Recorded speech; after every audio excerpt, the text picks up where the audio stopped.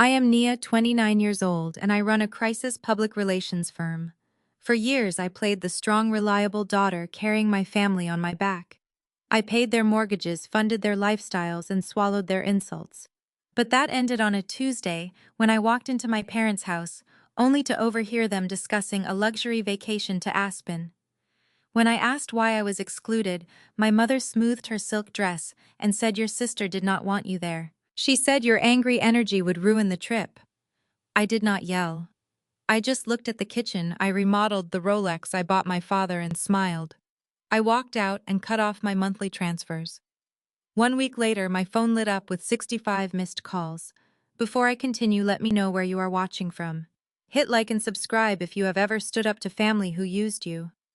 Growing up, love had conditions. My younger sister Chloe was the golden child, allowed to be soft and need help. I was expected to carry the weight. Even after I built a multi-million-dollar agency, my parents treated my career as secondary to whatever Chloe was doing. And Chloe was marrying Bradley. He was a white finance guy who spoke to me slowly as if my degree meant I could not grasp basic economics. My parents treated him like a trophy, fawning over him at Sunday dinners, while I sat quietly paying the bills. That Tuesday, I drove across town to drop off an anniversary gift. I let myself in, walking down the hallway on the hardwood floors I had paid to install. As I approached the kitchen, I heard their voices. Bradley leaned against the quartz island, holding a glass of scotch. "Aspen is absolutely beautiful this time of year," he said, his voice dripping with arrogance. "I booked the VIP suite for us and the lodge for you two. It will be the perfect getaway." My mother Evelyn clapped her hands, her diamond rings catching the light. "Oh, Bradley, you spoil us. This is exactly the family bonding we need." I stepped into the archway. "A family getaway to Aspen?" I asked, keeping my voice level. "That sounds lovely. When were you planning on telling me?" The kitchen went completely silent. My father Marcus lowered his newspaper. Chloe looked extremely interested in the floor. Bradley smirked, swirling his glass. My mother recovered first, smoothing the designer silk dress I had bought her. "Nia, honey," she began, using that syrupy tone, "we were going to tell you. But the truth is, Chloe did not want you there." I looked at my sister, who shrank behind Bradley, playing the fragile victim she had perfected over 27 years. "You are always so tense, Nia," my mother continued. "You can be a bit loud and aggressive when you are stressed. Chloe said your angry energy would ruin the trip for her and Bradley. We want a peaceful vacation, not a stressful one." An angry black woman trope thrown in my face by my own mother, just to protect her golden child's sensibilities. I slowly scanned the room, taking inventory of the reality they ignored. I looked at the chef's kitchen I had remodeled 2 years ago for $80,000. I looked at the solid gold Rolex gleaming on my father's wrist, which I had purchased. I looked at Bradley standing in a house he did not own, drinking liquor he did not buy. "I send you $5,500 every single month to keep this house running," I said, my voice cold and precise. "I pay the property taxes and the insurance. And this is how you treat me. I am excluded from a vacation because my sister cannot handle my energy." My father stood up. "Now listen here, Nia. Do not hold money over your sister's head. You are successful because we raised you to be strong. You should be happy to help your family. Bradley is treating us to this trip, and it is his right to decide the guest list. Do not be bitter just because you do not have a man to take you on trips." Bradley chuckled, taking another sip of his scotch. "Come on, Nia. Do not make a scene. It is just a vacation. Maybe if you focused less on being a boss and more on being pleasant, people would want you around." I stared at him, then back at my parents. They stood shoulder to shoulder, protecting the golden child and the trophy husband, while scolding the mule who carried them all. "You are absolutely right," I said. "It is Bradley's right to choose his guests, just like it is my right to choose what I fund. Have a wonderful time in Aspen." I turned on my heel and walked out. I sat in my car, pulled out my phone, and opened my banking app. It took exactly 4 minutes. I canceled the auto transfer of $5,500 to my parents' joint account. I deactivated the 2 supplementary black cards my parents held under my business account. 1 week passed in silence. Then came Tuesday morning. I was sitting at my desk when my cell phone began to vibrate violently. I looked down at the screen. It was my mother. I watched it ring until it went to voicemail. Then my father called. Then Chloe. By the time I took a sip of my coffee, there were 65 missed calls. The final text from my sister lit up my screen reading, "How could you do this to us? We are stranded at the resort lobby. They are threatening to call the police. Turn the cards back on right now." I took another slow sip of my coffee, leaned back in my chair and smiled. The vacation had officially begun. I was finally choosing my own peace now. I pressed a button on my desk phone and dialed into my voicemail. The first message was mostly background noise, a cacophony of rolling luggage and a very polite but firm hotel manager asking my mother to lower her voice. Then my mother's panicked shriek came through the speaker. "Naya Evelyn Adams does not get escorted out of lobbies. They are telling us the card declined for the VIP suite deposit and the incidentals. Fix this immediately before the country club girls find out." I deleted the message. The second voicemail was my father attempting to sound authoritative while clearly hyperventilating about the cost of a last-minute flight out of Colorado. The third was Chloe sobbing so hard she sounded like she was choking. But the fourth call was the one I actually wanted to answer. It was Bradley. I picked up the receiver on the second ring. Before I could even say hello, his voice boomed through the earpiece, dripping with the kind of unearned white male privilege that always made my teeth grind. He spoke with that specific cadence designed to make me feel small. The same tone he used at Thanksgiving when he tried to explain why my crisis management firm was just a boutique lifestyle business, while his junior associate role was real corporate strategy. "Listen to me very carefully, Nia," he demanded. "You are embarrassing this family. You are having an emotional episode and it is completely unacceptable. Turn the black card back on right now. I will wire you the funds when my quarterly bonus hits next month." I leaned forward, resting my elbows on my mahogany desk. The sheer audacity of this man standing in a five-star resort, he could not afford wearing a ski jacket paid for by my agency, and attempting to command me like a subordinate. A slow laugh escaped my lips. Bradley, I said, keeping my tone dangerously calm. "Let us talk about that quarterly bonus. Is that the same bonus you were supposed to use to pay me back for the $15,000 bridge loan you begged for 3 years ago? The one you needed to save your failing crypto startup? Because last I checked, my accounting department wrote that off as a bad debt." Silence hung on the line. I could picture his face turning the color of an overripe tomato. I was not finished. "Or maybe you plan to pay me back with the money you save by living rent-free in the house I finance. You have spent the last 4 years treating my parents' home like your personal frat house, walking around analyzing my stock portfolio while contributing absolutely nothing to the mortgage. So no, Bradley, I will not be turning the card back on. You wanted a luxury vacation with your wife and your in-laws. You are the man of the house now. Pay for it." His voice dropped, the corporate facade cracking completely. "You cannot do this, Nia. The hold on this suite is $10,000. We do not have that kind of liquid cash right now. My cards are maxed out from the wedding." I raised an eyebrow even though he could not see me. "That sounds like a math problem, Bradley. And since you love explaining basic economics to me at every Sunday dinner, I am sure you can calculate a solution. Maybe you can sell the vintage Rolex my father is wearing, the one I bought him for his 60th birthday. Or perhaps Chloe can pawn the diamond tennis bracelet she demanded as a push present for a baby she has not even conceived yet. Figure it out." I hung up the phone and blocked his number. I did the same for Chloe and my parents. For the next 2 hours, I focused entirely on a crisis management campaign for a high-profile client who was facing a genuine scandal. It was incredibly refreshing to handle someone else's mess while knowing I was no longer cleaning up my own family's garbage. By lunchtime, the digital fallout began. My assistant knocked on my door and silently handed me her tablet. Chloe had taken to Instagram. Her story featured a close-up of her face, red and tear-stained with the Aspen Mountains blurred in the background.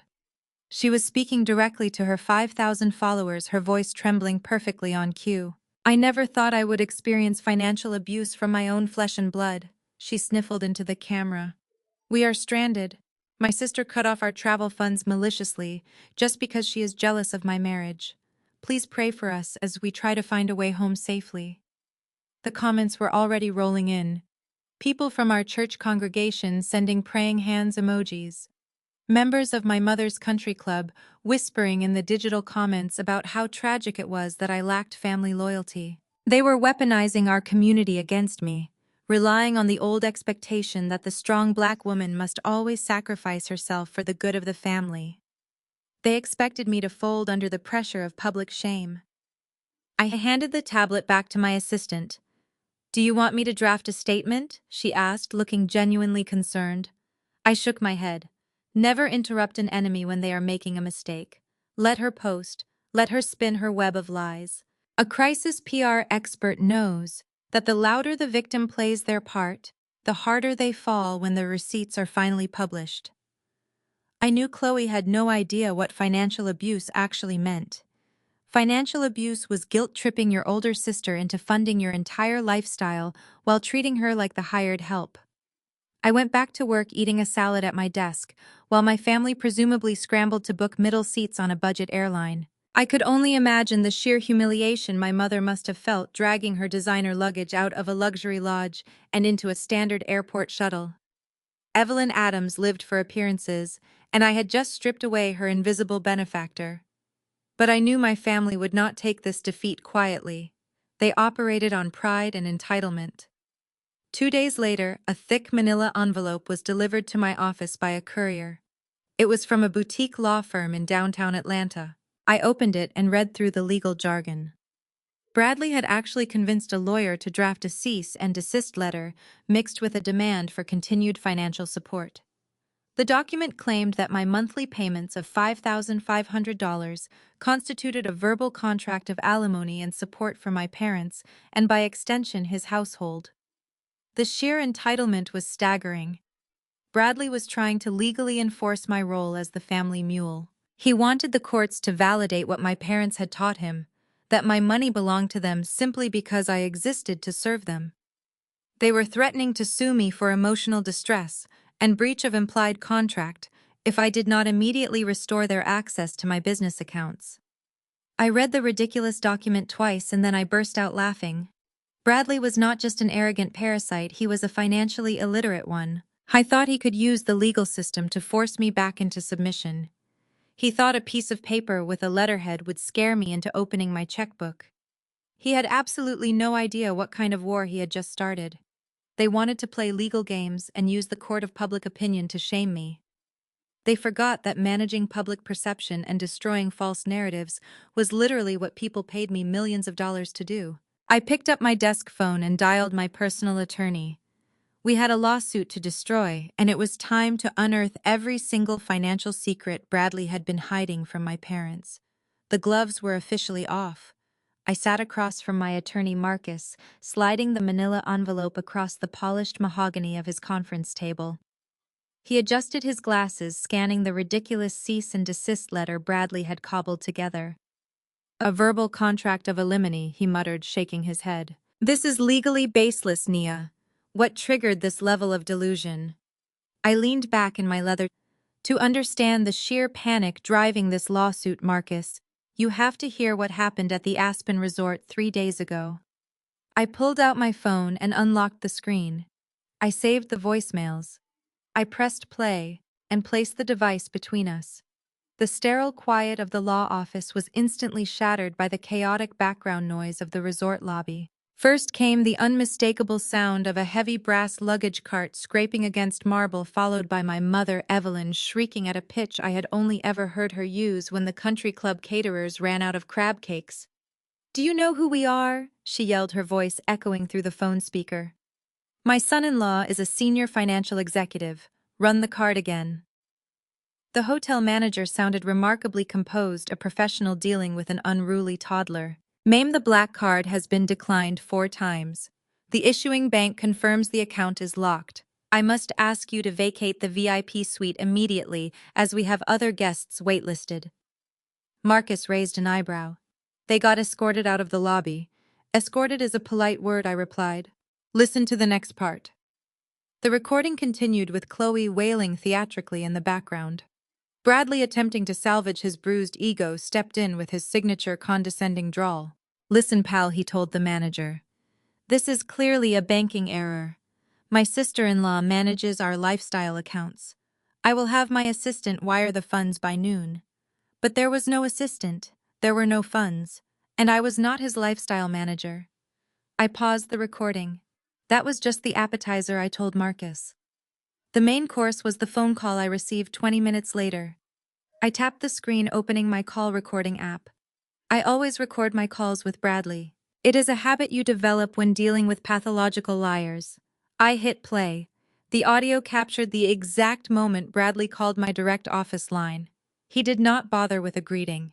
He just launched straight into his finance bro persona, trying to assert dominance over a situation that was rapidly slipping through his fingers. "Nia, what kind of game are you playing?" he demanded. His voice was strained tight with the panic of a man whose facade was actively crumbling in front of his wealthy in-laws. "Turn the cards back on right now. You are causing a massive scene, and frankly, you are embarrassing the family." I watched Marcus shake his head in disbelief as my recorded voice responded with icy precision. "I am not playing a game, Bradley. I am simply restructuring my financial portfolio. Funding your luxury vacations no longer aligns with my corporate strategy." I heard him scoff over the line, a harsh, breathy sound meant to convey superiority. "Look, I get it," he sneered. "You are having an emotional episode. You are stressed. Running a little boutique public relations firm can be overwhelming for a single woman. But this is not the time for one of your angry outbursts.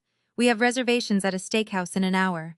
Just unlock the account and I will reimburse you when my quarterly bonus hits." I paused the recording again, looking at Marcus. Do you hear the gaslighting? The subtle microaggressions? The way he tries to reduce my multi-million-dollar agency to a little boutique firm while simultaneously begging for my money. Marcus nodded. The audacity is staggering. I hit play again, letting the rest of the conversation unfold. "Bradley," I said on the recording, my tone dangerously even. "Let us talk about that quarterly bonus. Is that the same bonus you promised to use to repay the $15,000 bridge loan you begged me for 3 years ago? The one you needed to save your startup before it went under?" Because my accounting department officially wrote that off as a bad debt last tax season.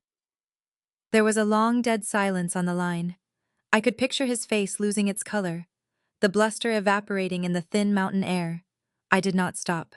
"Or maybe you plan to pay me back with the money you save by living rent-free in the house I own. You have spent the last 4 years treating my property like your personal frat house, walking around analyzing my stock portfolio while contributing absolutely nothing to the mortgage.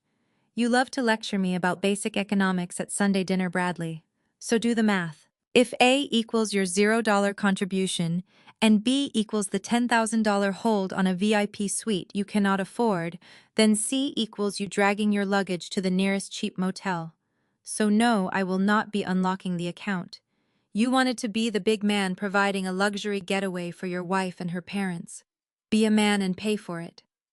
He started to stammer, his corporate confidence completely shattered. "Nia, you cannot do this. We do not have the liquid cash right now. My cards are maxed out from the wedding. You are stranding us." "That sounds like a cash flow problem," I replied. "Since you are the financial genius, I am sure you can calculate a solution. Maybe Chloe can pawn the diamond tennis bracelet she demanded as a push present for a baby she has not even conceived yet. Figure it out." I ended the playback. The recording left a heavy silence in the conference room. Marcus leaned back, steepling his fingers. He looked at the cease and desist letter again, and then chuckled. "He is suing you for alimony because you cut off his free ride. He is trying to intimidate you into turning the money back on, because without you he is bankrupt." "Exactly," I said. The Aspen trip exposed him. They had to pack up their designer bags and take a budget shuttle to the airport. They flew back on a discount airline, sitting in middle seats. Chloe was so humiliated, she posted a crying video on Instagram, claiming she was the victim of financial abuse. They are terrified, Marcus. Bradley knows that if my parents find out he is completely broke, his position as the family golden boy is over. So he is using this bogus legal threat to force my hand before his house of cards collapses. Marcus smiled a sharp, predatory expression that told me I had hired the right attorney. Well, Nia, he said, sliding the envelope back across the desk. If they want a legal battle, we will give them one. But we are not going to play defense. We are going to audit every single financial transaction Bradley has made involving your parents' assets. I nodded, feeling the satisfying thrill of impending justice. They wanted to plunge me into chaos, I said, standing up from the chair. But they forgot one crucial detail. I am a crisis manager. I thrive in the chaos. And I am going to tear down his fake wealthy persona piece by piece until there is nothing left but the brutal, undeniable truth. I did not even have to wait long to see the first cracks form. By late Tuesday afternoon, my iPad screen illuminated with a notification from Instagram. Chloe was broadcasting her misery live from row 32 on a budget airline. The framing was a masterpiece of manufactured tragedy. Her camera angle perfectly captured the cramped economy seats and the harsh fluorescent cabin lighting. She had deliberately wiped off her makeup, leaving her face pale and blotchy as she sobbed into the lens. Guys, I never thought I would experience financial abuse from my own flesh and blood. She sniffled, wiping away a single tear. We were left stranded in the freezing cold. My sister maliciously cut off our travel funds just because she is jealous of my marriage. Please pray for us as we try to get home safely. I watched the video twice, noting the sheer irony. She was crying about financial abuse while wiping her tears with a silk Gucci scarf I had purchased for her birthday. She was flying home on a discount carrier because her supposed millionaire husband could not even front the cost of premium economy tickets. My mother was visible in the background, pulling her cashmere coat tightly around her shoulders and staring at the seat back pocket with an expression of pure, unadulterated trauma. Evelyn Adams, a woman who built her entire church and country club identity around an illusion of generational wealth, was currently breathing recycled air next to the restrooms of a discount flight. The humiliation must have been searing. The comments on Chloe's video flooded in like a tidal wave. Members of our church congregation posted praying hands emojis. Women from my mother's country club offered passive-aggressive sympathies, masking their delight at our family drama. They were weaponizing our community against me, relying on the toxic expectation that the successful Black woman must always sacrifice her peace to carry the family burdens. They wanted to shame me into submission. They expected me to call crying and apologizing, begging to be allowed back into my role as the family mule. Instead, I took a screenshot of the video and sent it to my attorney Marcus with a single message: add this to the file. The reality of their return must have been a bitter pill. I knew from mutual acquaintances that they had to take a shared airport shuttle back to my parents' house because Bradley refused to pay surge pricing for a private car. The golden child and the trophy husband had been exposed as frauds to the very people they tried so hard to impress. I imagined my mother aggressively dodging eye contact with her affluent neighbors as she dragged her own luggage up the driveway. But people like Bradley do not experience humility. They only experience rage when they lose control over their preferred narrative. That rage materialized on my desk 2 days later in the form of a thick manila envelope delivered by a process server. I sliced it open with a silver letter opener. Inside was an official summons and a demand letter from a low-tier law firm Bradley must have found online. I read the legal jargon carefully. Bradley was officially threatening to sue me for breach of implied contract and emotional distress. The document claimed that my regular monthly transfers of $5,500 constituted a verbal contract of alimony. It argued that by establishing a standard of living for my parents and his household, I was legally obligated to maintain it. He was actually demanding that the court force me to continue funding his lifestyle because he had grown accustomed to my money. The sheer entitlement took my breath away. Bradley, a grown man who loved to boast about his finance career, was trying to legally force a Black woman to be his financial safety net. He was attempting to weaponize the justice system to enforce my exploitation. As I read further, the document accused me of deliberately sabotaging their vacation to inflict psychological harm on a pregnant woman, referencing Chloe. Though I knew for a fact they had only just started visiting a fertility clinic, they were throwing every manipulative buzzword at the wall, hoping something would stick. I did not panic. I did not feel the crushing weight of family guilt that had anchored me for 29 years. I felt the cold clinical focus of a public relations executive evaluating a hostile threat. Bradley was stupid enough to put his extortion attempt in writing. By initiating a legal proceeding, he had just opened the door to financial discovery. He handed me the exact tool I needed to force an audit of his assets and my parents' retirement accounts. I thought this summons would intimidate me into quietly turning the black cards back on to avoid a public scandal. He assumed I would pay any price to avoid being dragged into court by my own family. I pressed the intercom button on my desk, connecting to my assistant. "Clear my schedule for Sunday evening," I instructed. "I need to make an appearance at the annual church fundraising gala." My assistant hesitated, her voice tight with concern. "Are you sure, Nia? Your parents are on the organizing committee. They will definitely be there." I smiled, looking down at the absurd legal document on my desk. "I am absolutely sure. They want to play the victims and wage a public war over my money. It would be rude of me not to show up and give them exactly the kind of attention they are begging for." I folded the summons, slipped it into my designer clutch, and prepared to face the lion's den. The Golden family was about to learn that you never corner a crisis manager unless you are fully prepared for the fallout. The annual Mount Zion Fellowship Gala was the crown jewel of our community social calendar. Hosted at the most exclusive ballroom in the city, it was a night where the Black elite gathered in tailored tuxedos and custom silk gowns to celebrate faith and philanthropy. For my parents, this event was their personal Met Gala. It was their prime opportunity to parade their fabricated wealth and bask in the validation of their peers. What they conveniently forgot was that their coveted status at this church was entirely subsidized by my checkbook. I was not just a guest tonight, I was a diamond-tier sponsor. When I walked through the double doors wearing an emerald green Tom Ford gown that commanded the room, I felt the immediate shift in the atmosphere. Conversations paused, heads turned. Eyes darted between me and the far corner of the ballroom where my family had already staked their claim near the stage. The whispers rippled through the crowd like electricity. I knew exactly what they were saying. Chloe had made sure her tearful airport video reached every smartphone in the congregation.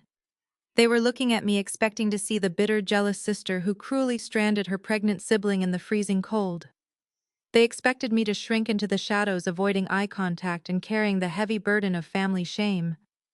Instead, I held my head high. I greeted the senior pastor with a warm embrace and shared a polite laugh with the city councilwoman at the next table. A crisis manager knows that optics dictate reality. By refusing to look like a guilty outcast, I was already dismantling their carefully crafted narrative. I took my seat at the sponsor table, sipping sparkling water and waiting for the inevitable confrontation. I did not have to wait long.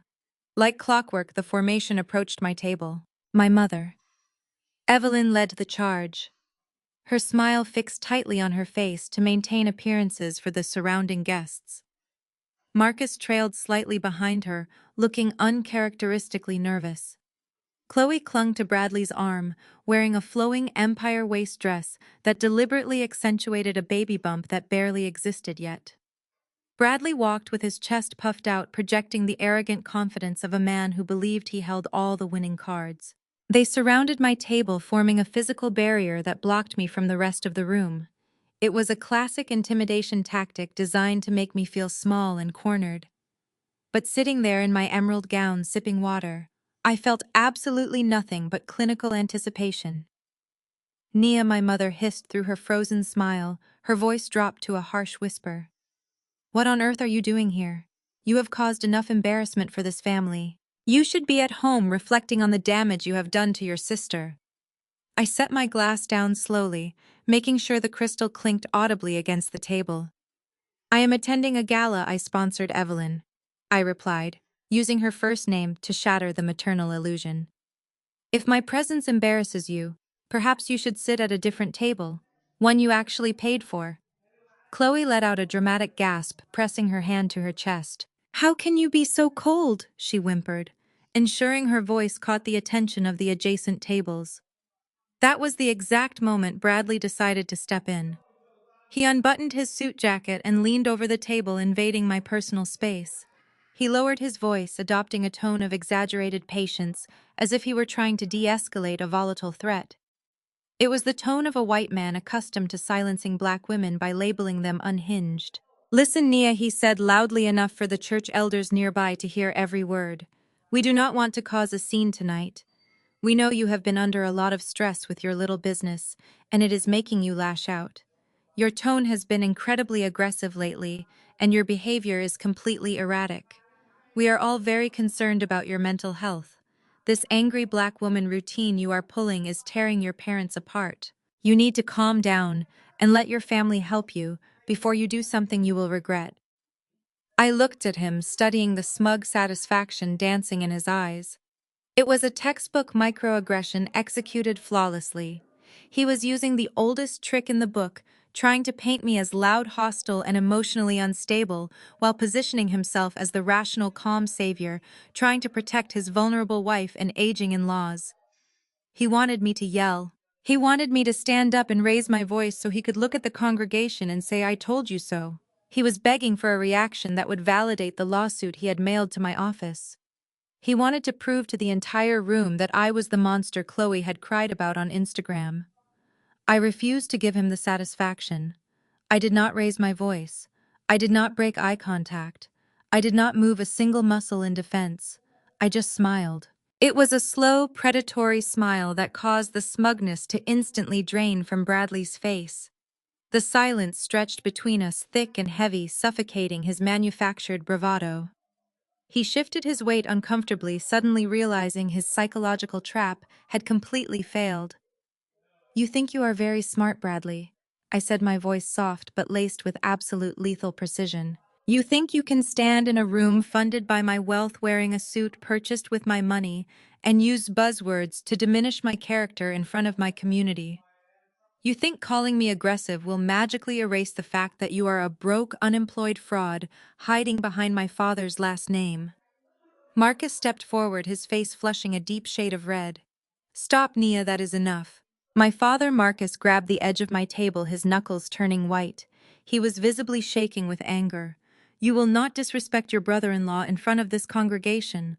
We raised you to have class, not to tear down your family." I looked at the man who used my credit score to prop up his failing business ventures. He was sweating his expensive cologne, failing to mask the sour scent of panic. "Disrespect," I echoed, keeping my voice beautifully modulated, so the surrounding tables had to lean in closer to catch every word. "Class is paying your own debts, Marcus. Class is not relying on the daughter you treat like a workhorse to secretly fund the luxury lifestyle you boast about to the church board."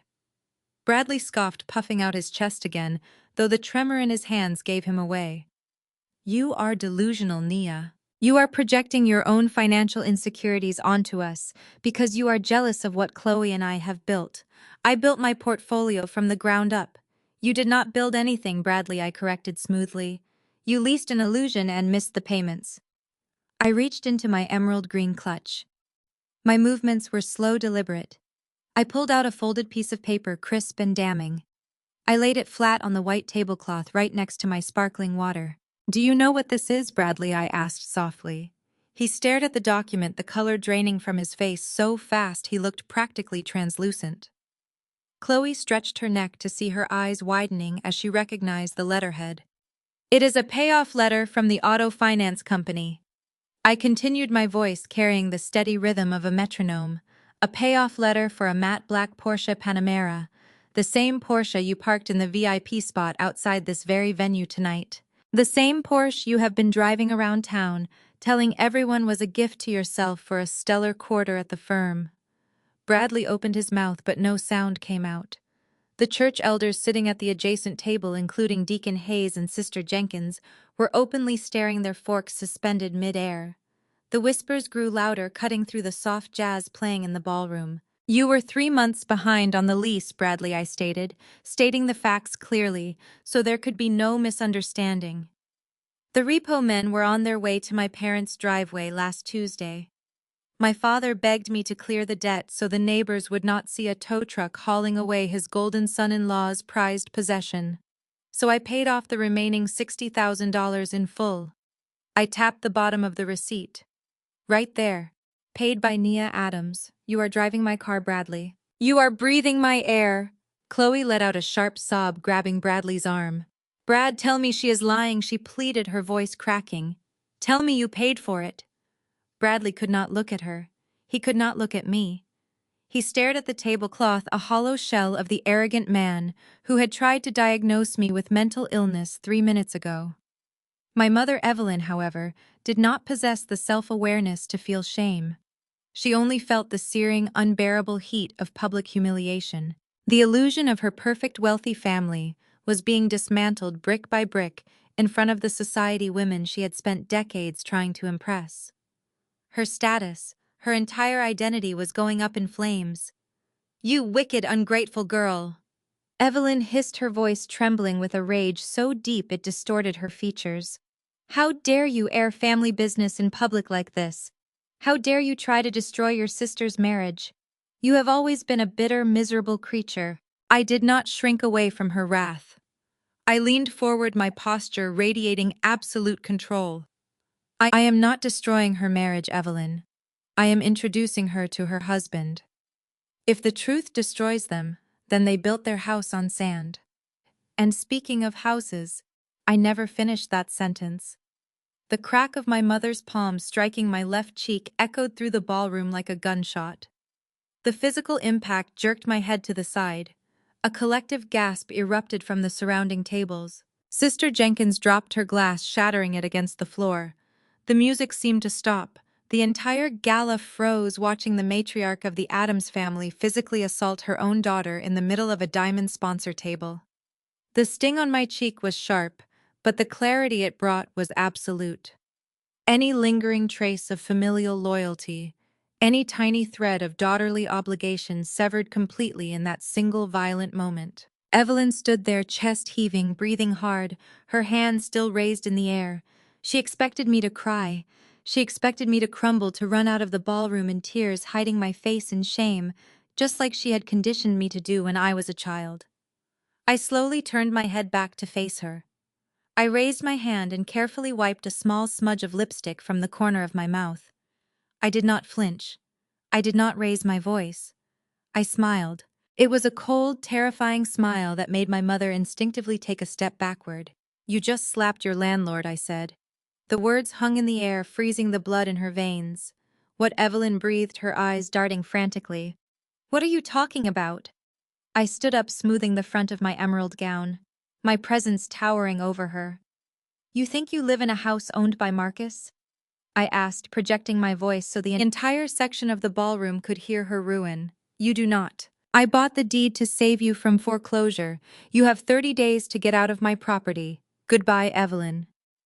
The heavy oak doors of the ballroom closed behind me, shutting out the breathless gasps of the congregation. I walked out into the cool night air, feeling a profound sense of liberation. True to my word, the legal machinery moved with ruthless efficiency. By Tuesday morning, a process server stood on the manicured front porch of the suburban estate my parents had falsely claimed as their own for years. He handed a thick manila envelope directly to Marcus. The eviction notice was not a threat. It was a legally binding 30-day countdown clock, ticking loudly over their fabricated lives. I did not need to be in the room to know exactly how the panic unfolded. My network of informants in that neighborhood was extensive. The resulting chaos was entirely predictable. Evelyn collapsed onto the custom Italian leather sofa I had paid for, weeping about the sheer indignity of having to pack boxes.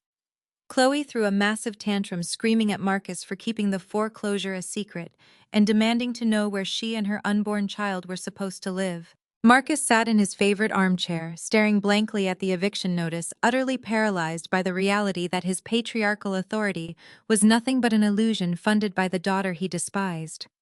But it was Bradley who felt the most immediate existential threat.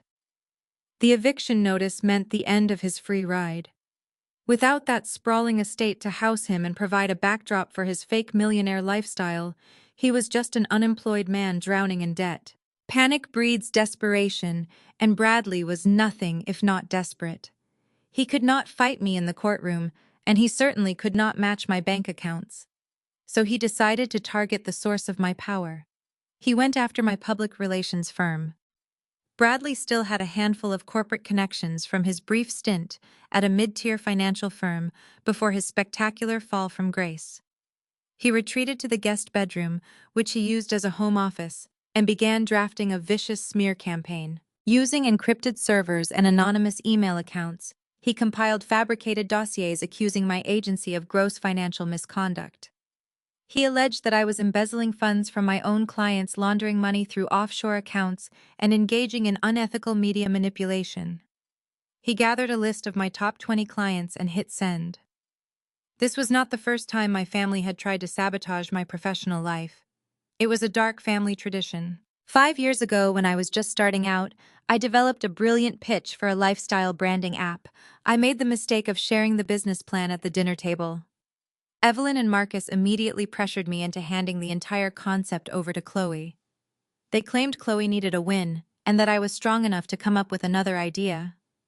They guilt-tripped me relentlessly, playing the family loyalty card until I surrendered my intellectual property. Chloe took my business plan, secured investor funding, and bankrupted the entire venture within 6 months because she refused to do the actual work. My parents never apologized for forcing me to give up my dream. They simply swept Chloe's failure under the rug and demanded I help pay off her investors.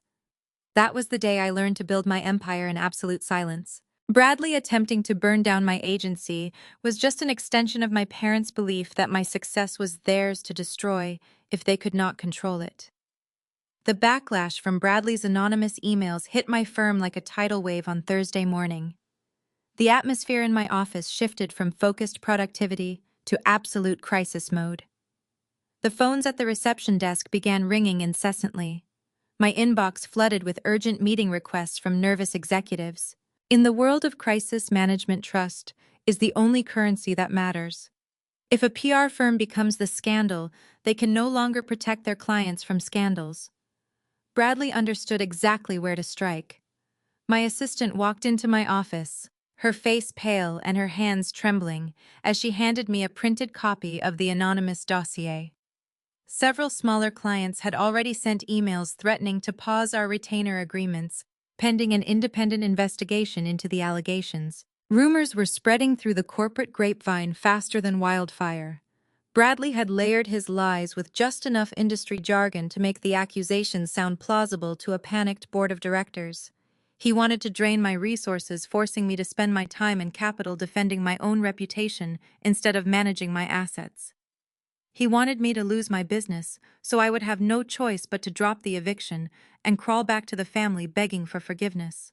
I reviewed the fabricated documents, noting the sloppy formatting and the obvious desperation behind the legal phrasing.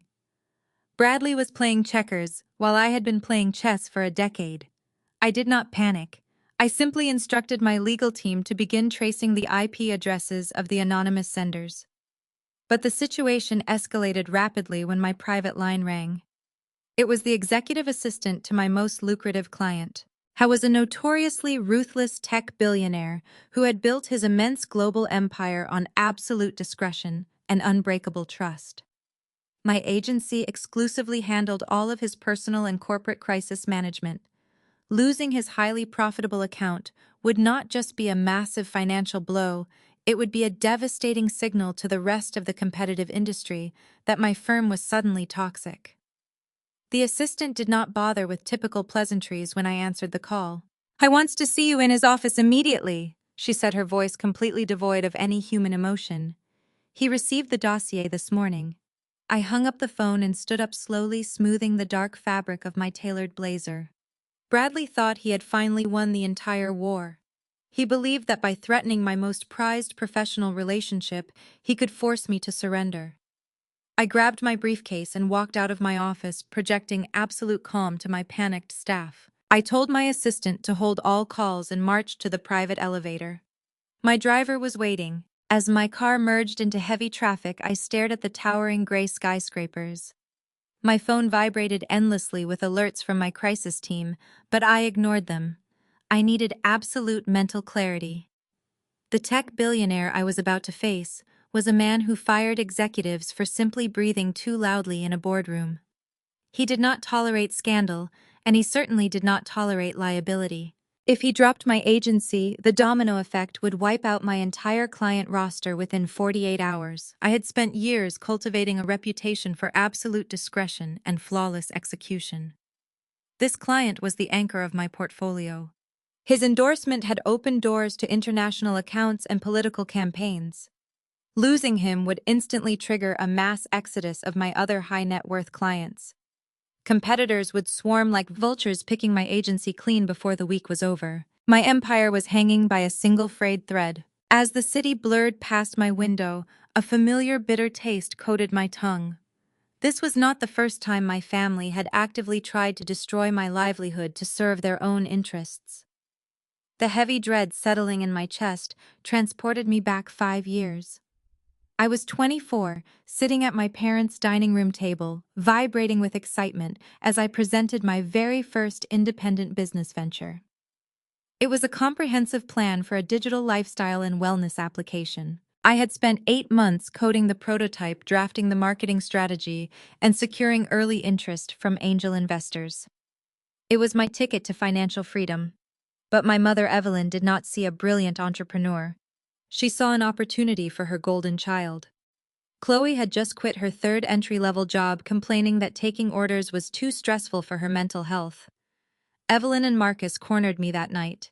They used every emotional weapon in their arsenal. They told me I was already tough enough to survive corporate America, but Chloe was fragile. They said a good sister would step aside and let Chloe be the face of the app. They framed it as a family legacy, demanding I hand over my intellectual property to prove my loyalty. When I resisted, Marcus threatened to cut me off from the family entirely, and Evelyn cried tears of profound disappointment, calling me selfish and greedy. I caved. I handed Chloe the keys to my dream. She took my investor funding, rented a luxury office space she did not need, hired her friends with zero experience, and bankrupted the entire venture in 6 months. She never launched a single product. When the investors threatened legal action, my parents did not hold Chloe accountable. Instead, they forced me to take on freelance contracts night and day to quietly pay off her debts to avoid public embarrassment. I worked until my eyes blurred and my hands cramped, denying myself sleep and a social life just to clean up her mess. They never even thanked me. Evelyn simply told me it was my duty to protect my sister's reputation because she was too delicate to handle the stress of litigation. That betrayal taught me a valuable lesson. My family would gladly burn my house down just to keep themselves warm. Now Bradley was using the exact same playbook. I was trying to torch the agency I built from scratch just to ensure he did not lose his free ride. He wanted to break me down until I was nothing but a subservient wallet. The car pulled up to the sleek glass and steel fortress that housed my client's global headquarters. I stepped out into the crisp afternoon air, adjusting my blazer like a suit of armor. I walked through the sliding doors and approached the private reception desk. The security guards, who usually greeted me with warm smiles, now avoided eye contact, looking strictly at their monitors. The heavy silence in the lobby told me everything I needed to know about the severity of the situation. The executive assistant met me at the elevators. She did not say a word, simply swiped her keycard and pressed the button for the top floor. The silence in the elevator car was deafening. Every floor we climbed felt like a countdown to my professional execution. I mentally reviewed every encrypted communication log my firm utilized. I knew my agency was spotless, but in the court of billionaire, public relations perception is just as lethal as reality. If he felt even a fraction of a percent of doubt regarding my integrity, I would be escorted out of the building by security.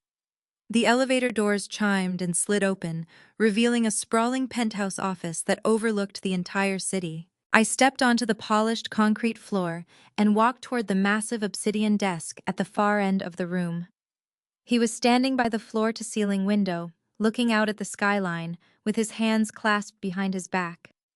The infamous anonymous dossier was sitting dead center on his desk, illuminated by a single modern reading lamp. The stark white pages looked like a glaring accusation. He did not turn around when I approached. The silence stretched on, pulling the tension in the room so tight it felt like the air itself might shatter. I stood perfectly still, resisting the urge to speak first. A crisis manager never fills silence with nervous chatter. Finally, he turned around. His expression was completely unreadable. an absolute void of emotion that had dismantled countless corporate rivals. He walked slowly to his desk and looked directly at me. I waited for the axe to fall. Victor Sterling, the man who could bankrupt entire nations with a single phone call, stared at me for a long, agonizing moment. Then the corner of his mouth twitched. A low rumble started in his chest, and within seconds the ruthless tech titan was throwing his head back and laughing loudly. The booming sound echoed off the floor to ceiling glass windows bouncing around the cavernous penthouse office. I did not move a single muscle, maintaining my absolute professional composure while my heart hammered fiercely against my ribs. Victor picked up the thick dossier with 2 fingers, holding the fabricated documents like a contaminated biohazard. He casually tossed the entire stack into the stainless steel trash can beside his massive desk. Did the idiot who wrote this really think I do not employ the most aggressive forensic cybersecurity team on the planet? Victor asked, wiping a tear of mirth from his eye.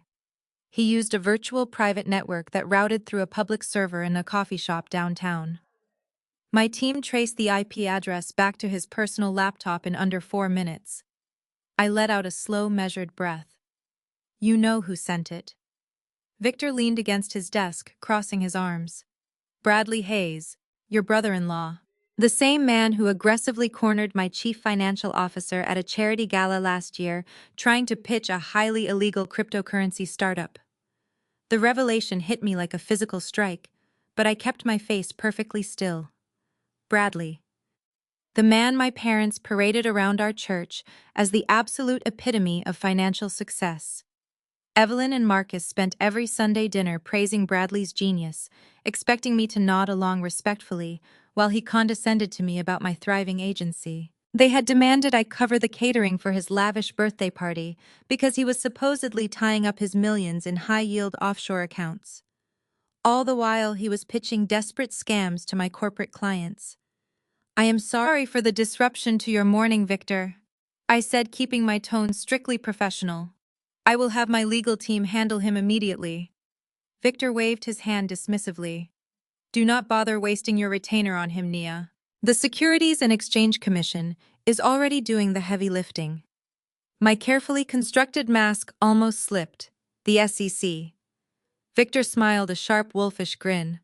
Bradley has been under active federal investigation for the last 8 months. Wire fraud, insider trading, and operating an unlicensed security. The feds have been quietly freezing his phantom assets. The man is a walking financial corpse. He went after your agency because he is drowning and looking for a life raft to steal. A sudden electric thrill rushed through my veins. For 29 years I had played defense. I defended my boundaries against my mother's guilt trips. I defended my sanity against my father's relentless demands. I defended my business against their attempts to hand my hard-earned success over to Chloe. Now the game was fundamentally changing. I was no longer the prey. I was the apex predator. Thank you for the information, Victor, I said, gripping the handle of my briefcase. I assure you my firm remains entirely secure. Victor nodded, walking back to his expansive window. You saved my company from that data breach disaster last spring, Nia. Consider this a professional courtesy. Squash this bug before he tracks mud onto my carpets. I turned on my heel and walked out of the penthouse, my mind operating at 1,000,000 miles an hour. By the time the elevator reached the lobby, my defensive posture had completely evaporated. I strode through the sliding glass doors and slid into the back of my waiting town car. I immediately dialed my lead corporate investigator.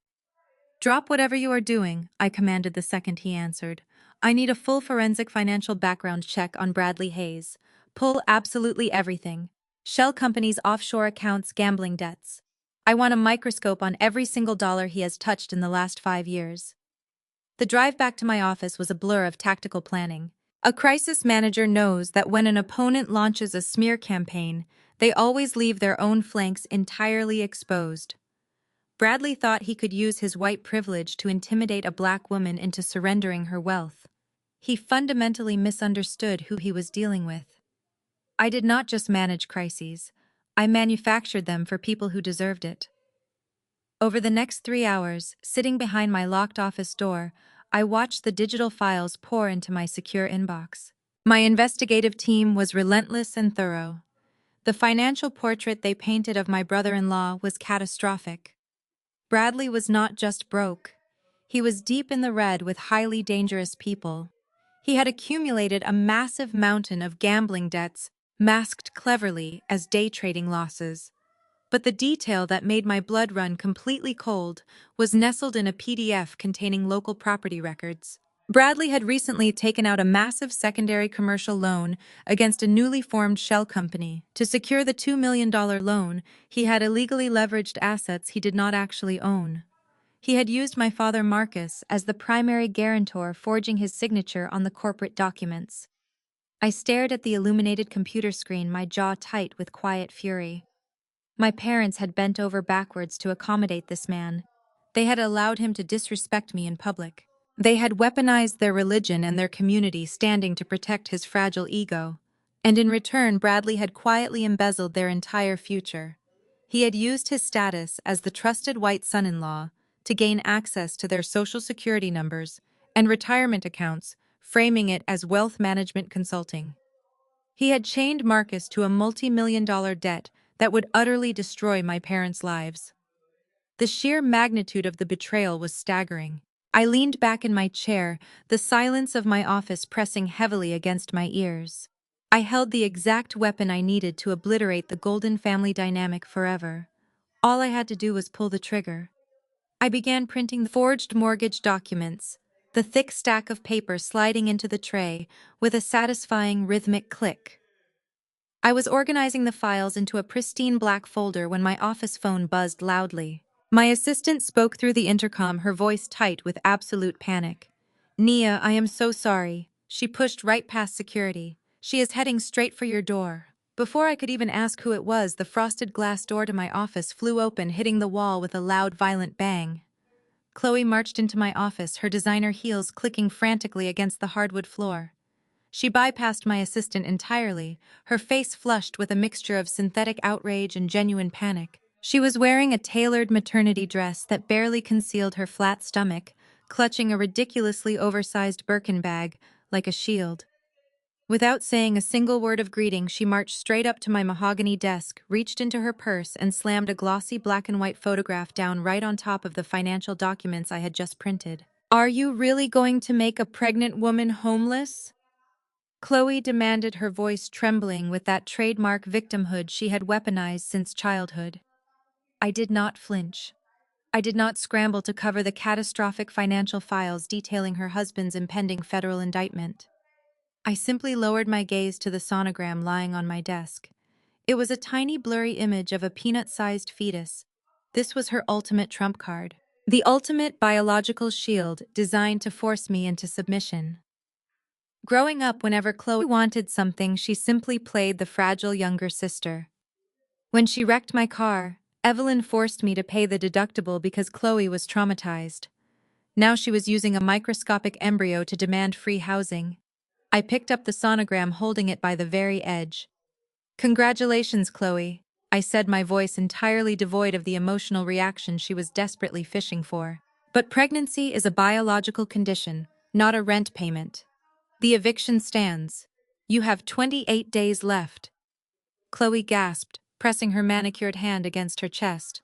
"You monster, Nia. You are sitting up here in this glass tower punishing your own flesh and blood because you are miserable and alone." Bradley was right. You are just a bitter, angry woman trying to tear down a beautiful marriage because nobody wants to build one with you. Her regurgitating Bradley's racist microaggressions made a cold laugh escape my throat. "A beautiful marriage," I repeated, setting the sonogram back on the desk. "Is that what you call it, Chloe? Because from where I am sitting, your beautiful marriage looks like a sinking ship, and your captain is currently tying you to the anchor." She slammed her hands flat on my desk, leaning forward. "Bradley provides for me. He is a senior financial executive. He is building generational wealth for this baby, while you sit around writing petty eviction notices. You are embarrassing Mom and Dad in front of the entire congregation." Deacon Hayes called Marcus this morning asking if we needed emergency charity funds. Do you have any idea how humiliating that was for our parents? They built a legacy and you are trashing it out of spite. They did not build a legacy. Chloe, I corrected sharply, my patience snapping. I bought their legacy. I bought the house. I paid for the country club memberships. I funded the church donations they slapped their names on. And while I was doing that, your incredible provider of a husband was busy gambling away everything you claimed to own. I slid one of the printed pages across the desk toward her. It was a detailed forensic breakdown of Bradley's offshore sports betting accounts. The red numbers glared off the white page, showing over $400,000 in catastrophic losses over the past 8 months. Look at it, Chloe. Look at the generational wealth your husband is building. Chloe glanced at her, but she immediately jerked her head away, her eyes squeezing shut in absolute denial. I am not looking at your fake documents, Nia. I know what you do for a living. You manufacture scandals. You had your tech friends mock this up to gaslight me. Bradley warned me you would try to isolate me by attacking his character. He told me you would use your PR tricks to make him look bad. She was eagerly swallowing his lies because facing the fact that she married a broke parasite was too devastating to her ego. But she had not even seen the worst part. She did not know about the forged commercial loan. She did not know Bradley secretly leveraged our father's identity, locking Marcus into a $2 million debt that would leave our parents destitute. I looked at my sister, realizing that handing her the forged mortgage document right now would be a waste of ammunition. She would call it a fake PR stunt and run back to Bradley, giving him time to flee the state. I needed to corner him publicly where he could not manipulate his way out. You can call it fake all you want, Chloe, I said, sliding the gambling records back into my black folder. But the bank will not take your delusions as collateral.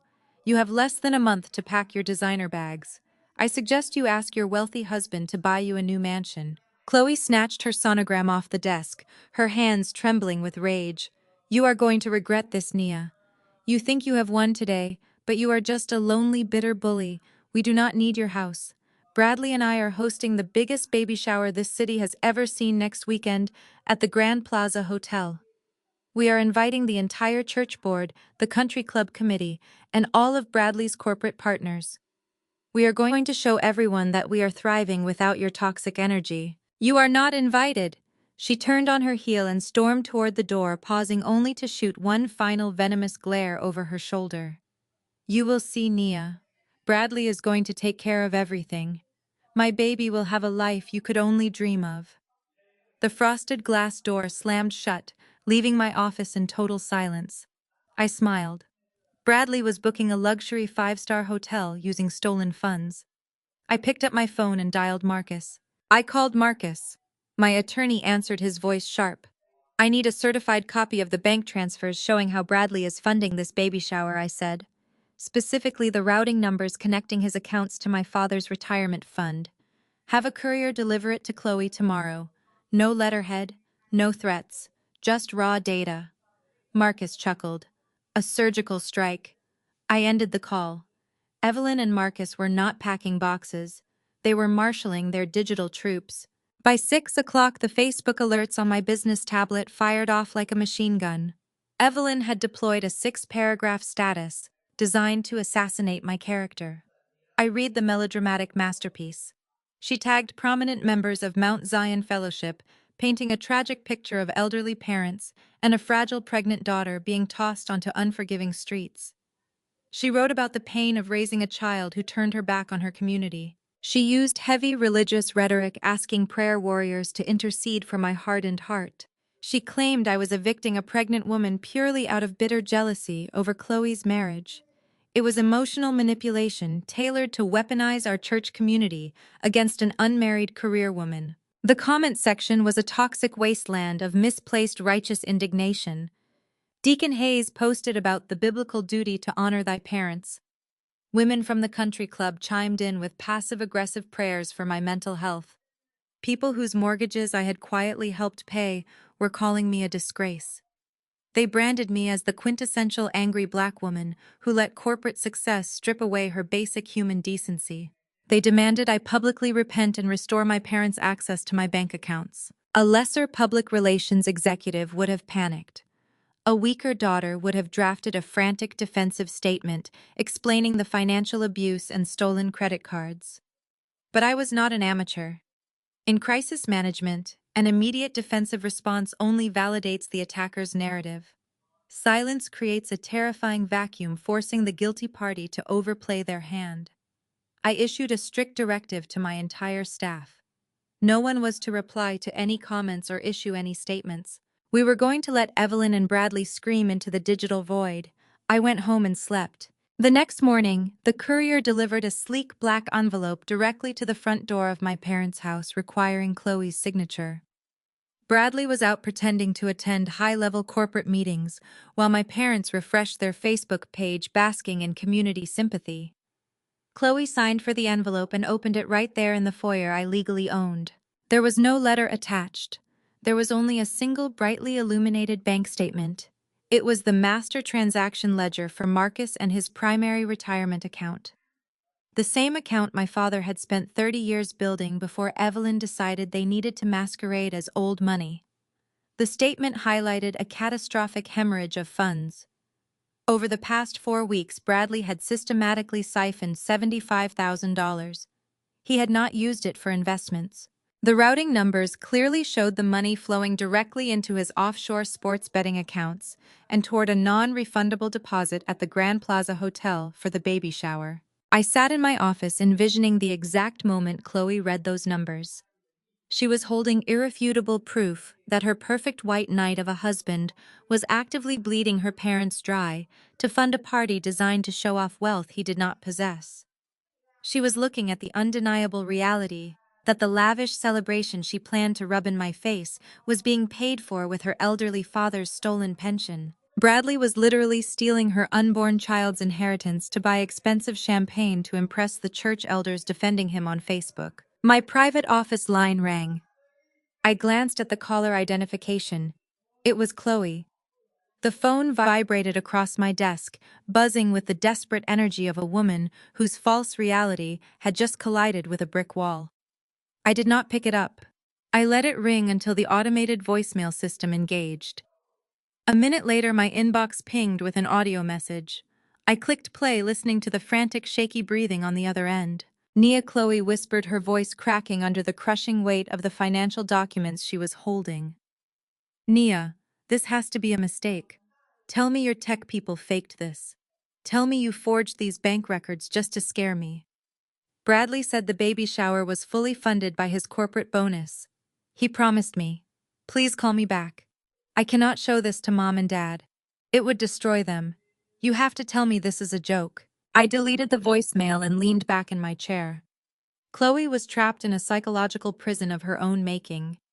Her pride was entirely wrapped up in being the golden child who married the perfect wealthy provider. Confronting Bradley meant admitting I was right. Showing those documents to our parents meant destroying the foundation of Evelyn's social standing. Chloe would never do it. Her desperate need for validation would force her to protect Bradley's lies. She would bury the bank statement, push down the terror in her gut, and march into that baby shower pretending she was a queen. She would willingly walk onto the Titanic just to prove she had a first-class ticket. I smiled, looking at my calendar. The baby shower was scheduled for Saturday afternoon. They wanted to play a public game of morality and wealth on a grand stage. They wanted to use an unborn child as a shield while they drained my father's life savings. I was going to let them have their beautiful, lavish party. I was going to let them gather every church elder and country club gossip under one roof. Then I was going to walk through the doors of the Grand Plaza Hotel and detonate the truth. The days leading up to Saturday were a masterclass in psychological delusion. Chloe did exactly what I predicted she would do. She folded that damning bank statement, shoved it into the bottom of her designer handbag, and buried her head completely in the sand. Rather than confronting the terrifying reality that her husband was a financial parasite, she doubled down on the fantasy. She convinced herself I fabricated the documents using my resources just to ruin her happiness. Her coping mechanism was spending even more money she did not have. By Thursday afternoon, my social media monitoring tools flagged a barrage of updates from Evelyn and Chloe. They were broadcasting every single detail of the baby shower preparation. They wanted to make sure the entire city knew they were thriving despite my cruelty. Chloe posted photos of floral arrangements featuring imported white orchids that cost more than a reliable used car. Evelyn went live on Facebook to give a tour of the Grand Plaza Hotel ballroom they had secured. The venue was breathtakingly opulent, featuring vaulted ceilings, crystal chandeliers, and panoramic views of the city skyline. They had commissioned a custom ice sculpture shaped like a baby carriage and hired a string quartet to play classical music during the five-course catered luncheon. Bradley was playing his role to perfection. In a video posted by my mother, he stood in the center of the ballroom, wearing a bespoke suit, gesturing expansively as he directed the event staff. He looked right into the camera and announced that no expense was too great for his firstborn child. He bragged about securing the platinum catering package using his elite corporate account. It was a flawless performance of corporate success. He looked like a man who owned the world. But I had the receipts. While they picked out linen napkins, I was my forensic accountant. Bradley did not have an elite corporate account. He had been fired from his mid-tier financial firm over a year ago. What he actually had was a stolen identity. My accountant pulled up the exact credit card routing numbers Bradley used to secure the Grand Plaza Hotel ballroom. The truth was far more sinister than simply draining my father's retirement. Bradley had taken Marcus' social security number and forged his signature to open a massive corporate credit line. He structured it to look like a small business loan for my father's non-existent consulting firm. Every single dollar flowing into that lavish baby shower was borrowed money chained directly to my father's name. Bradley was not just bankrupting Marcus, he was setting him up to take the fall for felony fraud. It made perfect sense. Evelyn and Marcus had always viewed Bradley as the ultimate prize. They treated him with a level of reverence they never once extended to me. When I bought my first commercial property, they scrutinized the interest rate and warned me about biting off more than I could chew. When Bradley showed up driving a leased sports car, they asked no questions and blindly trusted his financial advice. They handed him the keys to their entire financial existence because he looked the part. They were desperate to secure their proximity to his fabricated wealth. Now they were standing in a luxury ballroom, drinking expensive champagne, blissfully unaware that they were celebrating their own impending financial ruin. Saturday morning arrived. The baby shower was scheduled to begin at noon. My phone buzzed with automated alerts from the financial monitoring software my team had installed. Bradley was swiping that fraudulent credit card with reckless abandon. $10,000 for the catering balance, $4,000 for an emergency floral upgrade, $2,000 for premium champagne to impress the elders. I was maxing out the stolen credit line in real-time banking on securing another fraudulent loan before the billing cycle closed. He thought he was untouchable. I did not dress for a celebration. I dressed for an execution.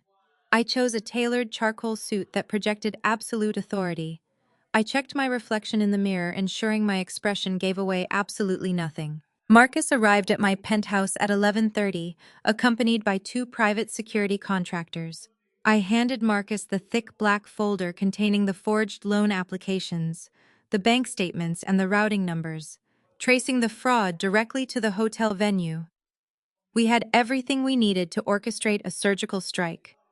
On the ride to the Grand Plaza Hotel, I watched the live updates rolling in on social media. The ballroom was packed with the very people who had spent the last week dragging my name through the mud online. Deacon Hayes gave a toast praising Bradley's generosity. Evelyn wiped away performative tears, thanking the congregation for their prayers. Chloe was sitting in an ornate throne-like chair surrounded by towers of expensive gifts, glowing with the validation she craved. They were laughing and dining on imported seafood, entirely sustained by the illusion of my defeat. They genuinely believed they had won. They thought my silence meant I had retreated to lick my wounds. The black town car pulled up to the grand entrance of the luxury hotel. The valet opened my door and I stepped out onto the polished pavement. My security team flanked me, falling into perfect formation as we walked through the revolving glass doors. The lobby was bustling with affluent guests, but my focus was razor sharp. I knew exactly which grand ballroom they were currently gathered in. I could hear the faint, elegant strains of the string quartet drifting down the marble hallway. My family was inside celebrating a fake legacy funded by theft and sustained by my lifetime of forced sacrifice. I adjusted my grip on the black folder. The music swelled as I reached the heavy double doors of the ballroom. I did not knock. I placed my bare hands flat against the cold polished wood, taking one final deeply measured breath. I pushed the heavy double doors open with enough force that they struck the interior walls with a resounding crack. The elegant notes of the string quartet screeched to a halt as the cellist jumped in his seat. The cheerful chatter of 70 affluent guests died instantly, replaced by a thick, stunned silence. I stepped into the Grand Plaza Hotel ballroom, my tailored charcoal suit standing in stark contrast to the pastel floral arrangements and imported silk drapery. My attorney Marcus flanked my right side, carrying his sleek leather briefcase. Two massive private security contractors flanked my left, their presence completely neutralizing the immediate murmurs of outrage bubbling up from the country club tables near the entrance. I surveyed the room. Chloe was frozen on her ornate throne, holding a half-opened gift box, her jaw completely slack. Evelyn stood by the custom ice sculpture, her champagne flute hovering halfway to her mouth. The church elders, including Deacon Hayes, stared at me with wide eyes, expecting me to start screaming or throwing centerpieces. I did neither. I walked forward with the measured, deliberate pace of an executioner. Bradley was the first to break the paralysis. His face flushed a dark, angry crimson as he realized the magnitude of the threat I posed to his carefully curated image. He dropped his linen napkin on a catering tray and marched toward me, puffing out his chest. He snapped his fingers at a nearby hotel event manager, pointing aggressively in my direction. "Security," he barked, his voice echoing off the vaulted ceilings. "I want this woman removed immediately. She is not on the guest list and she is trespassing on a private event." The hotel manager grabbed his walkie-talkie, looking panicked. Bradley stepped directly into my path, attempting to physically block me from moving any further into the ballroom. He leaned in close, trying to use his height to intimidate me, just as he had done at the church gala. "You have lost your mind, Nia," he hissed under his breath, his eyes darting frantically toward the church elders watching us. "I told you I would destroy you if you embarrassed us again. Turn around and walk out right now before I have you arrested in front of everyone. You are ruining my wife's special day." I did not even break my stride. I did not blink. I simply kept walking forward. When Bradley reached out to grab my arm, my lead security contractor intercepted him smoothly. The guard placed a massive hand flat against Bradley's chest and effortlessly shoved him backward. Bradley stumbled over his expensive leather shoes, crashing into a table of hors d'oeuvres and knocking a silver platter of shrimp to the marble floor. Several women gasped, pulling their designer dresses away from the spilled cocktail sauce. "Do not touch her," the security contractor stated, his voice low and dangerous. Bradley scrambled to his feet, his face twisting with humiliation as he realized he was entirely powerless. He looked around frantically for the hotel security team, but they had already arrived and were currently being intercepted by Marcus. My attorney calmly presented his legal credentials and whispered a few very specific words regarding credit card fraud and federal investigations to the hotel manager. The manager immediately backed away, signaling his own security staff to stand down. I continued my walk down the center aisle of the ballroom. The guests parted like the Red Sea, shuffling their chairs backward to give me a wide berth. I could feel the heat of their stares, but their silent judgment meant absolutely nothing to me anymore. I had funded the very foundation they stood upon. I bypassed the towering stacks of expensive gifts. I ignored Evelyn, who was vibrating with rage and attempting to signal Deacon Hayes for help. I walked directly past Chloe, who was clutching her stomach and hyperventilating, performing her fragile victim routine for an audience that was entirely too distracted to care. I stepped up onto the small elevated stage positioned at the front of the ballroom. A slender microphone stand stood center stage, positioned perfectly for the endless stream of self-congratulatory toasts my family had been delivering all afternoon. I grasped the microphone, lifting it from the stand. I tapped the metal grill twice. The sharp feedback noise pierced the silent room, ensuring every single eye was locked onto me. "Good afternoon, everyone," I said, my voice carrying smoothly over the high-quality sound system. "I apologize for interrupting the festivities. I know you are all having a wonderful time celebrating the impending arrival of my sister's baby. It is a beautiful venue. The floral arrangements are stunning. The champagne is top tier. Bradley certainly knows how to throw a luxury event. I paused, letting my eyes sweep across the crowd. I met the gaze of Deacon Hayes. I looked at the country club women who had left vicious comments on my mother's Facebook page. I looked at Evelyn, who was gripping the edge of a banquet table so hard her knuckles were white. However, I continued, my tone dropping to a deadly serious register. I feel it is my moral and legal obligation to inform all of you that you are currently participating in an active crime scene. The ballroom erupted into a chaotic symphony of gasps and outraged whispers. Bradley shouted something completely incoherent from the back of the room, but the crowd was too shocked to pay him any attention. Chloe began to cry loudly, burying her face in her hands. I held up my hand, calling for silence. The murmurs died down immediately. Everyone wanted to hear the rest. I turned slowly, focusing my full attention directly on Marcus, my father. I reached out my open hand. My attorney stepped forward, placing the thick black folder securely into my palm. "Marcus," I said, stripping my father of his parental title. "Come to this stage right now. We have sensitive financial documents to review." Marcus froze, his expensive loafers glued to the ballroom floor. He looked at Evelyn for guidance, but my mother was staring at the black folder in my hand with a look of abject terror. The illusion of her perfect life was cracking, and she lacked the emotional tools to stop it. "Come here, Marcus," I repeated, my voice stripping away any remaining trace of daughterly deference. "Or I can have my attorney read these documents directly to the church board." That threat broke his paralysis. He shuffled toward the stage, his shoulders slumped, the arrogant patriarch persona completely dissolving. He reached the bottom of the short staircase and looked up at me, his eyes pleading for a discretion he had never once offered me. I did not step down. I opened the folder and removed the top stack of papers, heavily redacted with black marker, but leaving the crucial numbers and signatures glaringly visible. I handed them down to him. "What is this?" he asked, his voice barely a rasp. "Read the first page," I instructed calmly. "Look at the entity listed as the primary borrower, and then look at the signature on the guarantor line." Marcus adjusted his reading glasses, his hands trembling so violently the paper shook. The silence in the ballroom was absolute.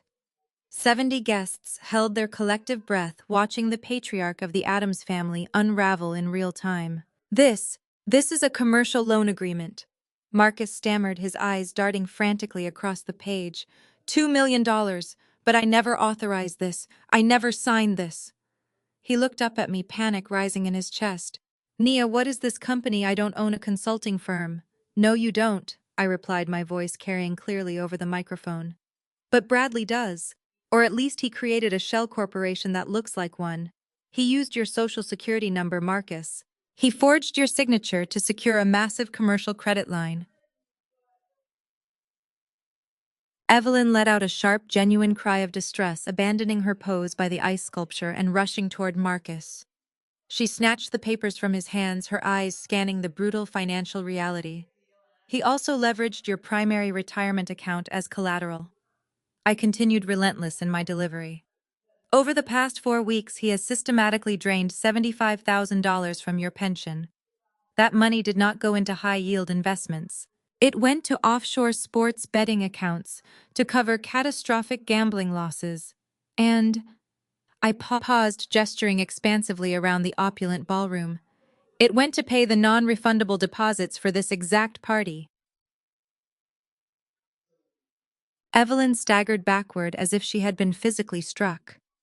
The reality crashed over her with devastating force. The luxurious baby shower she had been bragging about all week, the event designed to prove her superiority, and my defeat was entirely funded by her own stolen life savings. She was hosting a party on the deck of a sinking ship, and her beloved son-in-law had gleefully drilled the holes. "No!" Evelyn gasped, clutching her chest. "Bradley wouldn't. He's a senior executive. He's building wealth for the baby. Bradley was fired a year ago." I stated the truth, ringing out like a final verdict. "He is currently under active investigation by the Securities and Exchange Commission for wire fraud and operating an unlicensed security. He is completely broke. You are now $2 million in debt, Marcus. Your retirement is gone." The silence shattered. A cacophony of shocked murmurs and outraged whispers erupted from the guests. Deacon Hayes stood up, his face a mask of furious disbelief, staring directly at Bradley. Bradley, cornered and stripped of his fabricated identity, panicked. He scrambled away from the hors d'oeuvres table, his eyes darting toward the exit, but my security contractors shifted seamlessly to block the main doors. Trapped. Bradley turned toward the only target left, Chloe. "This is her fault," Bradley shouted, his voice cracking as he pointed a shaking finger at his pregnant wife. The guests gasped as the golden boy turned into a cornered rat. Chloe looked up from her throne, her face pale, the victim persona entirely failing to protect her from her husband's wrath. "Don't you look at me like that, Chloe," Bradley snarled, his corporate veneer entirely gone, replaced by the desperate cruelty of a con artist caught in the act. "You knew we didn't have the money. You knew I lost my job." "I didn't know about the loans," Chloe screamed back, finally dropping the fragile act. "You told me you had severance. You promised me this shower." "Because you demanded it," Bradley yelled, stepping aggressively toward her. "You wouldn't stop whining about your sister's money. You told me to use your parents' accounts because Nia would always bail them out. You said Nia was the family mule and she would pay any debt to avoid public embarrassment." The entire ballroom erupted. Church elders shook their heads in disgust. The country club women who had prayed for my mental health were now staring at Chloe with unveiled contempt. The truth was out ugly and undeniable. The golden child had actively encouraged the financial exploitation of her own parents, banking on my forced compliance to clean up the mess. Evelyn let out a guttural, heart-wrenching scream. The illusion was gone. Her perfect daughter was a manipulative accomplice, and her trophy son-in-law was a federal criminal who had stolen her future. Marcus collapsed into a nearby chair, burying his face in his hands, completely broken. I stood on the stage watching the house of cards collapse into absolute ruin. The crisis was fully realized, and I had orchestrated the detonation flawlessly. Evelyn did not just scream, she snapped. The polished country club matriarch who spent 3 decades meticulously curating an image of unshakable grace completely evaporated. She dropped her designer clutch to the marble floor and lunged. She cleared the space between the ice sculpture and Bradley with terrifying speed. Before Bradley could even process the movement, my mother drove her manicured hands directly into his chest, pushing him violently against a tiered display of crystal champagne flutes. The entire tower came crashing down in a spectacular cascade of shattering glass and expensive liquor. Bradley let out a high-pitched shriek, covering his face with his arms like a frightened child. The arrogant finance executive who routinely used his white privilege to patronize the black men in our congregation was now cowering in a puddle of champagne. Evelyn did not stop. She grabbed the lapels of his bespoke suit, shaking him with a primal fury. "You stole from us!" she shrieked, her voice cracking with raw devastation. "You took everything. We paraded you around. We defended you. We put you above our own flesh and blood." Bradley tried to push her away, slipping on the wet marble. "Help me!" he yelled, looking frantically toward the church elders. "Get this crazy woman off me!" He instinctively reverted to his racial biases, trying to paint my mother as the aggressor. But the dynamic had fundamentally shifted. Deacon Hayes took a slow, deliberate step backward, crossing his arms. The other men followed suit, forming a silent wall of condemnation. No one was going to save the white knight who just admitted to defrauding an elderly black couple to fund his gambling addiction. Chloe scrambled out of her throne chair, the facade of the delicate, expectant mother abandoned. She ran toward the scuffle, grabbing Evelyn's arm. "Mom, stop it!" Chloe cried, her voice echoing through the ruined ballroom. "People are watching. You are ruining the shower." Evelyn whipped her head around to glare at her golden child. "The baby shower." Evelyn roared, stepping away from a whimpering Bradley to face her favorite daughter. "You knew. You let him drain your father's pension so you could eat imported caviar in front of my friends. You traded my retirement for a party." I stood on the stage watching the absolute destruction of their toxic hierarchy. For years, Evelyn had weaponized Bradley against me. She would sit at Sunday dinners bragging about his prestigious background and inherent superiority. She used his fabricated wealth as a cudgel to beat down my own self-made success. Now that very same pedigree was exposed as a hollow predatory scam. The man she thought would elevate her social standing had guaranteed her public ruin. The affluent guests, who happily consumed the expensive catering minutes ago, were actively retreating. Sister Jenkins, the woman who clutched her pearls when I was slapped at the gala, was currently holding her phone at chest level, recording the entire breakdown. The whispers in the room morphed into open disgust. The country club women who left passive-aggressive prayers on Evelyn's Facebook page were already drafting new gossip narratives. Evelyn Adams was not the tragic victim. She was the foolish enabler of a con artist. Bradley scraped himself off the floor, his suit soaked in champagne and covered in crystal shards. He backed away from Evelyn, his hands raised defensively. "I am the victim here," Bradley stammered, shaking with pathetic desperation. "I was under immense corporate pressure. Chloe demanded a lifestyle I could not maintain after the firm let me go. She told me Marcus had liquid assets. She said family helps each other." Chloe gasped, clutching her stomach in a desperate bid for sympathy. "How can you say that, Brad? I am carrying your child. You are supposed to protect me." "Protect you?" Bradley scoffed, his cowardice fully exposed. "You are a parasite, Chloe. You contribute nothing. You spend your days shopping and complaining. I forged those documents because you threatened to leave me if I could not provide this fantasy. You are just as guilty as I am." The golden couple was tearing each other apart. The fairy tale marriage thrown in my face for years was nothing but a transactional nightmare built on deceit. Chloe looked around the room, her eyes wide with panic as she realized her social safety net vanished. She looked at her friends, but they turned their heads away. She looked at Marcus, but my father was still slumped in his chair, staring at the floor in catatonic shock. Finally, her eyes found me standing on the stage. "Nia," Chloe pleaded, dropping back into that whiny dependent register. "Nia, please, you have to stop this. You are a crisis manager. Tell them how to fix it. Tell Bradley to stop lying." I adjusted the microphone, tapping it once to ensure my voice cut through the chaos. "I am a crisis manager, Chloe." I said, my tone perfectly, even and relentlessly cold. "And rule number 1 of crisis management is that you cannot spin a felony. You two committed federal wire fraud and identity theft. You actively conspired to bankrupt Marcus while simultaneously trying to destroy my public relations firm." Bradley spun toward me, his eyes wide with renewed terror. "I did not send those emails, Nia. I swear it was a misunderstanding." The bravado he displayed just hours ago when he thought his smear campaign was working was gone. He was begging. "The IP address traces back to your personal laptop," Bradley I stated, sealing his fate. "The tech billionaire you tried to spook laughed at your amateur sabotage. He confirmed you are under active investigation by the Securities and Exchange Commission." The ballroom erupted again. The mention of federal authorities was the final nail. Bradley stumbled backward, hitting a banquet table. His breathing became shallow and erratic. The realization that he was not just broke, but facing federal prison completely broke him. He sank to his knees, pulling at his damp hair, muttering incoherently. He was no longer the arrogant executive. He was a pathetic thief waiting for the inevitable consequences of his greed. I looked down at Evelyn, standing amidst broken glass, staring at Bradley with pure, unadulterated horror. The social status she sacrificed me to attain was gone. The wealthy son-in-law she worshipped was a criminal. The golden daughter she protected was an accomplice. And the daughter she slapped, rejected, and tried to destroy was the only person in the room holding all the power. The house of cards had burned to the ground, and they were all standing barefoot in the ashes.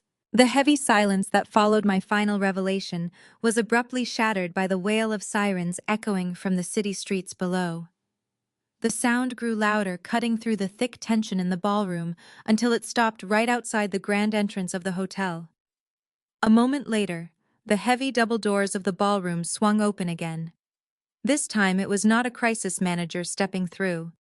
It was the hotel general manager, flanked by 4 uniformed police officers.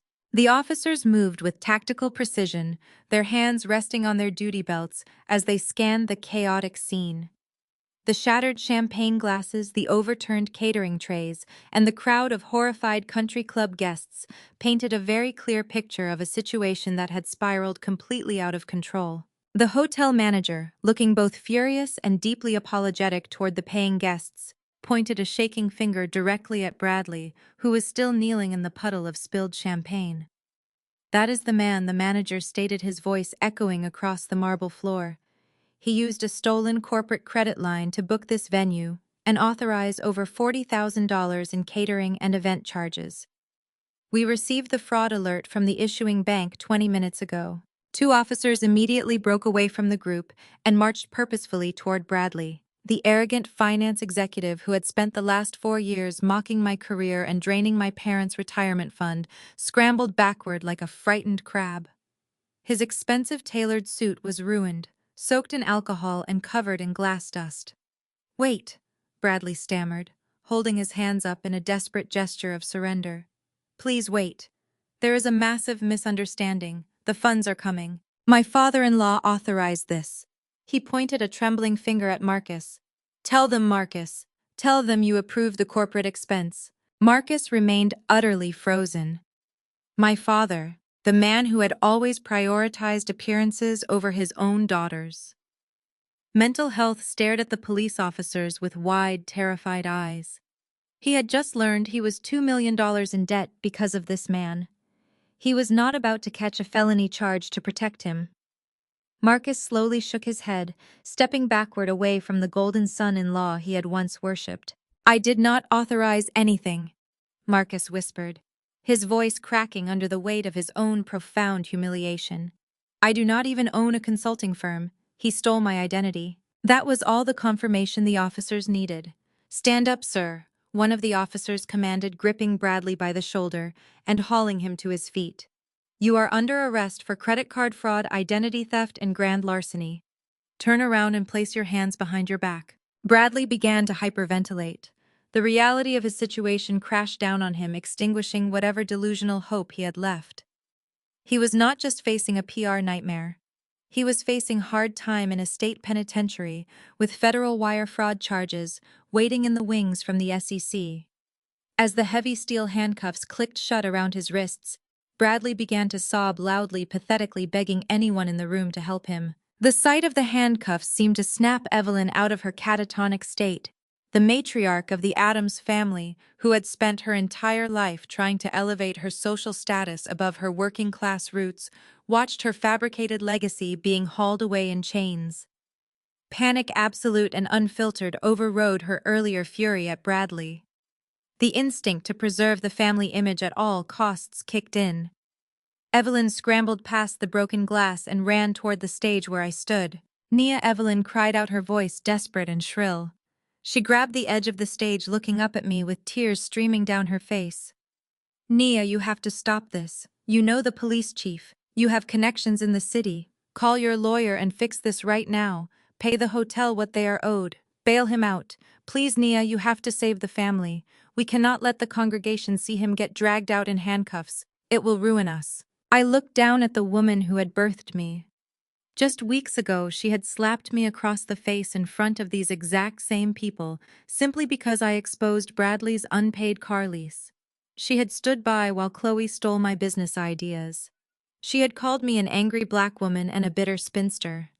Now she was begging me to use my hard-earned wealth to bail out a federal criminal just to save her country club reputation. Chloe rushed to her mother's side, clutching her stomach and sobbing hysterically. "Please, Nia," Chloe begged, tears ruining her flawless makeup. "Think about the baby. My child cannot have a father in prison. You have the money. You can make this go away. You always fix things for us. Please be the bigger person." I stared at them, my expression entirely devoid of sympathy. I leaned down slightly, ensuring my voice carried clearly without needing the microphone. "I am the bigger person, Chloe." I said, my tone ice cold and razor sharp. "A smaller person would have let the federal government seize your parents' house without warning. A smaller person would have let Bradley bleed Marcus dry until you all ended up sleeping in your cars. I gave you the truth. What you do with it is your problem." "But we are your family," Marcus pleaded, stepping up beside his wife, his voice trembling with a mixture of shame and desperation. "You cannot just abandon us like this. We are drowning, Nia. You are the only one with the resources to make this right. You have to save us." I stood up to my full height, signaling my security contractors with a brief nod. They immediately moved to form a protective wedge around the stage stairs. I looked at Marcus, Evelyn, and Chloe taking in their desperate pleading faces one final time. I spent 29 years saving this family. I stated, the absolute finality of my words ringing through the silent ballroom. I funded your illusions. I paid for your mistakes. I swallowed your disrespect because I believed that blood meant loyalty. But blood is just biology. You did not want a daughter. You wanted a mule. You wanted a blank check with a pulse. Well, the bank is permanently closed. Bradley committed identity theft and fraud. If I pay off the hotel, I become an accessory to his crimes. I am not risking my freedom, my license, or my empire to shield a thief from the consequences of his own arrogance. Evelyn let out a devastated wail, reaching her hand out toward me, as if she could physically pull me back into my old subservient role. Nia, please do not do this. You are destroying us. No, Evelyn, I corrected her, turning my back to them. You destroyed yourselves. I simply stopped paying for the renovations. Clean up your own mess. I walked down the side stairs of the stage, flanked by Marcus, my attorney, and my two private security contractors. We moved swiftly through the ballroom, passing the stunned faces of the church elders and the gossiping society women who now had enough material to talk about for the next decade. At the main entrance, the police were actively marching a handcuffed and weeping Bradley through the double doors. I did not look at him. I did not look back at my mother sobbing on the floor, or my father staring blankly into the ruins of his life. I walked out of the Grand Plaza Hotel into the bright, crisp afternoon air, leaving the Golden family completely trapped in the nightmare they had built with their own two hands. 7 months passed since the Champagne Tower crashed to the ballroom floor. The crisp autumn air had surrendered to a sweltering summer, but the atmosphere inside the federal courthouse remained absolutely freezing. I sat at the polished defense table wearing a stark white tailored suit that projected unbothered innocence. Beside me sat my lead counsel, arranging our meticulous files with lethal precision. Across the center aisle, my biological family huddled together at the plaintiff's table. They looked like a washed-up theater troupe preparing for their final desperate performance. Bradley was completely unrecognizable. The arrogant finance executive who once wore bespoke suits and flashed stolen Rolex watches now wore a poorly fitted gray jacket that hung loosely off his thinning frame. The federal indictment for wire fraud and identity theft had stripped away his fake millionaire glow, leaving behind a terrified hollow shell of a man. But the criminal trial was only half of the circus unfolding today. In a spectacular display of absolute delusion, my parents had filed a desperate civil countersuit against me. They were attempting to claim adverse possession and implied ownership of the suburban estate I had legally purchased with my own money. They wanted a judge to declare that my history of paying their bills constituted a lifetime binding contract. Evelyn and my father sat rigidly staring straight ahead. They had aged 10 years in the span of 7 months. The stress of impending bankruptcy and the public humiliation within our church community had withered their country club facade. But the true star of their legal strategy sat right in the middle. Chloe was exactly 8 months pregnant. She had strategically chosen a pale pink maternity dress that clung tightly to her massive belly, ensuring the judge and the gallery could not ignore her impending motherhood. She kept resting her hand protectively over her stomach, performing the role of the fragile, distressed victim with Oscar-winning dedication. Their attorney was a slick, theatrical man named Harrison Vance.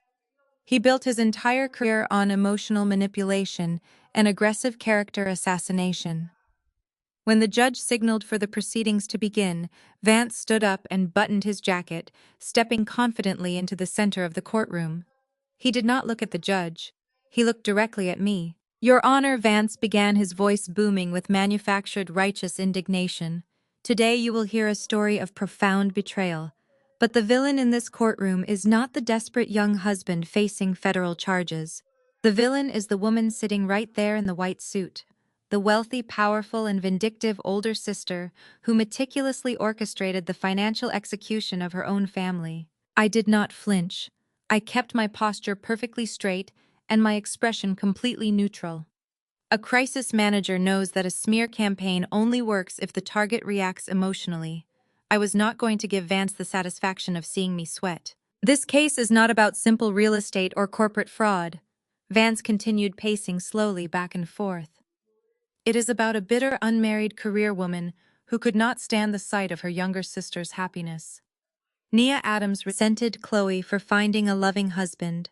She resented her for starting a family. Driven by deep-seated jealousy, Nia used her massive wealth to lay a trap. She purchased the family home strictly to hold it hostage. She allowed her elderly parents to believe they had a permanent sanctuary, only to violently pull the rug out from under them the moment her sister announced her pregnancy. The sheer audacity of the narrative was breathtaking. Vance was actively weaponizing the angry black woman trope in a federal courtroom. He was painting me as a hostile, unhinged spinster who used her bank accounts to terrorize a pregnant woman. He completely glossed over the fact that Bradley had stolen my father's social security number. He ignored the $2 million in fraudulent commercial loans. I was trying to convince the judge that Bradley's federal crimes were actually my fault because I had created an environment of financial hostility that forced him into desperate measures. My client Bradley Hayes made terrible mistakes. Vance admitted, his tone shifting to soft, pleading sympathy. But he made those mistakes because he was terrified. He was terrified of a sister-in-law who constantly threatened to render his pregnant wife homeless. He acted out of a primal need to protect his unborn child from Nia's relentless financial abuse. And her parents, Evelyn and her husband, they are simply victims of a daughter who weaponized her checkbook to destroy the family hierarchy. They contributed to that home. They maintained it. They have an implied right to remain in the property they cultivated. I glanced at Evelyn. She was dabbing the corners of her eyes with a tissue, playing the part of the heartbroken matriarch perfectly. My father stared at his hands, unable to meet the gaze of anyone in the gallery. They were actually going through with this.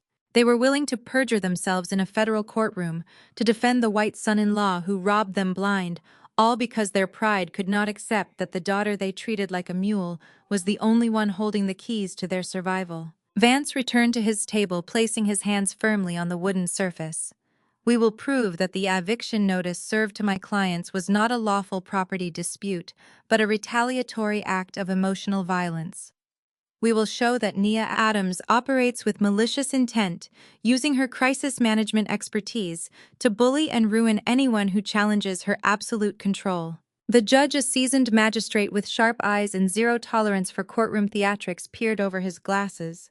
He looked at Vance, then at the heavily pregnant Chloe, and finally at me. I offered the judge a polite, respectful nod. I was not worried about Vance's emotional grandstanding. In a court of law, feelings do not pay the mortgage and jealousy does not forge federal loan documents.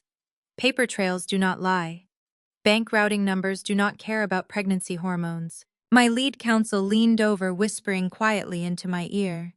They are putting Chloe on the stand first. They want to lead with the emotional damage before we get to the financial forensics. I kept my eyes locked on my sister as she struggled to stand up from her chair, supporting her lower back with a practiced wince of pain. Let her take the stand, I whispered back, my voice steady and cold.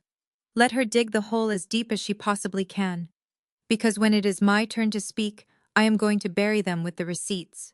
The bailiff called Chloe's name. The courtroom fell utterly silent as the golden child walked slowly toward the witness box, preparing to deliver the most important lie of her life under oath. Chloe placed her hand on the Bible and swore to tell the truth. It was the first perjury of the morning. She settled into the wooden witness chair, adjusting the pale pink fabric over her stomach to ensure the judge had a clear view of her pregnancy. Harrison Vance approached the podium, speaking in a soft, comforting tone, designed to make the courtroom feel like a therapy session rather than a federal fraud trial. "Can you tell the court what it was like growing up with your sister?" Vance asked, pacing slowly in front of the jury box. Chloe took a shaky breath, dabbing her perfectly dry eyes with a tissue. "It was terrifying," she whispered, her voice trembling with practiced fragility. "Nia was always so aggressive. She resented me because our parents wanted a traditional family environment. When Nia focused on corporate success, she became bitter. She constantly punished me for wanting to be a wife and a mother." I sat perfectly still beside my lead counsel. The projection was breathtaking. Chloe was weaponizing every stereotype in the book, painting me as the cold masculine career woman who despised the soft feminine sister. It was a narrative explicitly designed to manipulate the sympathies of the courtroom. Vance nodded sympathetically. And this financial arrangement regarding your parents' estate, can you explain how that came about? Chloe gripped the edges of the witness stand. Nia insisted on buying the house she claimed. She told my parents it was her duty as the older sister to provide for them. We thought it was an act of love, but it was actually a trap. She wanted total control over our lives. She used that house like a prison, threatening to throw my elderly parents onto the street whenever they disagreed with her. She demanded absolute obedience. Objection, my attorney stated firmly, standing up. Opposing counsel is leading the witness to speculate on my client's motives without presenting a single shred of factual evidence. The judge sustained the objection, but the damage to the atmosphere was already done. Vance had successfully planted the seed. Let us move to the events of last year. Vance continued, pivoting smoothly. When your husband Bradley encountered financial difficulties, did you seek help from your sister? Chloe let out a dramatic sob, clutching her stomach. Yes, we went to her begging for a temporary loan. Bradley lost his job and we were so scared. I had just found out I was pregnant. I went to Nia's office to ask for mercy. I showed her my sonogram. I begged her to help us keep a roof over our heads, just until Bradley found a new executive position. And what was her response? Vance asked, his voice rising with theatrical indignation. What did Nia Adams do when you showed her the ultrasound of her future niece or nephew? Chloe looked directly at the judge, tears finally spilling over her cheeks. She laughed at me. Chloe cried. She looked at the sonogram and laughed. She told me pregnancy was a biological condition, not a rent payment. She said she was going to enjoy watching my husband fail. She told me she was going to evict my parents and throw me out into the cold because I deserved to suffer. She wanted to destroy my marriage because nobody wanted to marry her. A collective gasp rippled through the gallery. Evelyn and my father nodded vigorously from the plaintiff's table, performing their roles as the heartbroken parents of a victimized daughter. Bradley sat with his head bowed, looking like a broken man who had been driven to the brink of insanity by a cruel tyrant. Vance turned to face me, his expression dripping with manufactured disgust. So, Your Honor, what we have here is a clear pattern of psychological and financial abuse. Bradley Hayes did not commit fraud out of greed. He was operating under extreme duress. He forged those documents because he was trapped in a desperate life-or-death situation orchestrated by a vindictive sister-in-law, who was trying to save his pregnant wife from being thrown onto the street by a woman who weaponized her wealth to inflict emotional violence. The sheer audacity of the defense strategy was a masterclass in gaslighting. They were actually trying to argue that my refusal to be extorted was the root cause of their federal crimes. They wanted the judge to believe that my money was a public utility. They were entitled to access, and my denial of that access justified their identity theft. It was the ultimate manifestation of the toxic family dynamic. I was not allowed to have boundaries. If I closed my wallet, I was the villain. My attorney leaned over to me. They are playing entirely to emotion, he whispered. Vance knows the paper trail destroys them, so he is trying to put your character on trial instead. He wants the judge to view you as a hostile aggressor. Let him, I whispered back, my eyes locked on Chloe. Emotion is a depreciating asset. Receipts hold their value forever. When Vance finally concluded his dramatic questioning, the courtroom felt heavy with the manufactured tragedy of the golden child. It was my attorney's turn to cross-examine. He stood up, buttoning his suit jacket, and walked calmly toward the witness stand. He did not yell. He did not use theatrical gestures. He simply held a stack of bank statements. Mrs. Hayes, my attorney, began, his voice crisp and clinical. You testified that your sister used her wealth to control your family.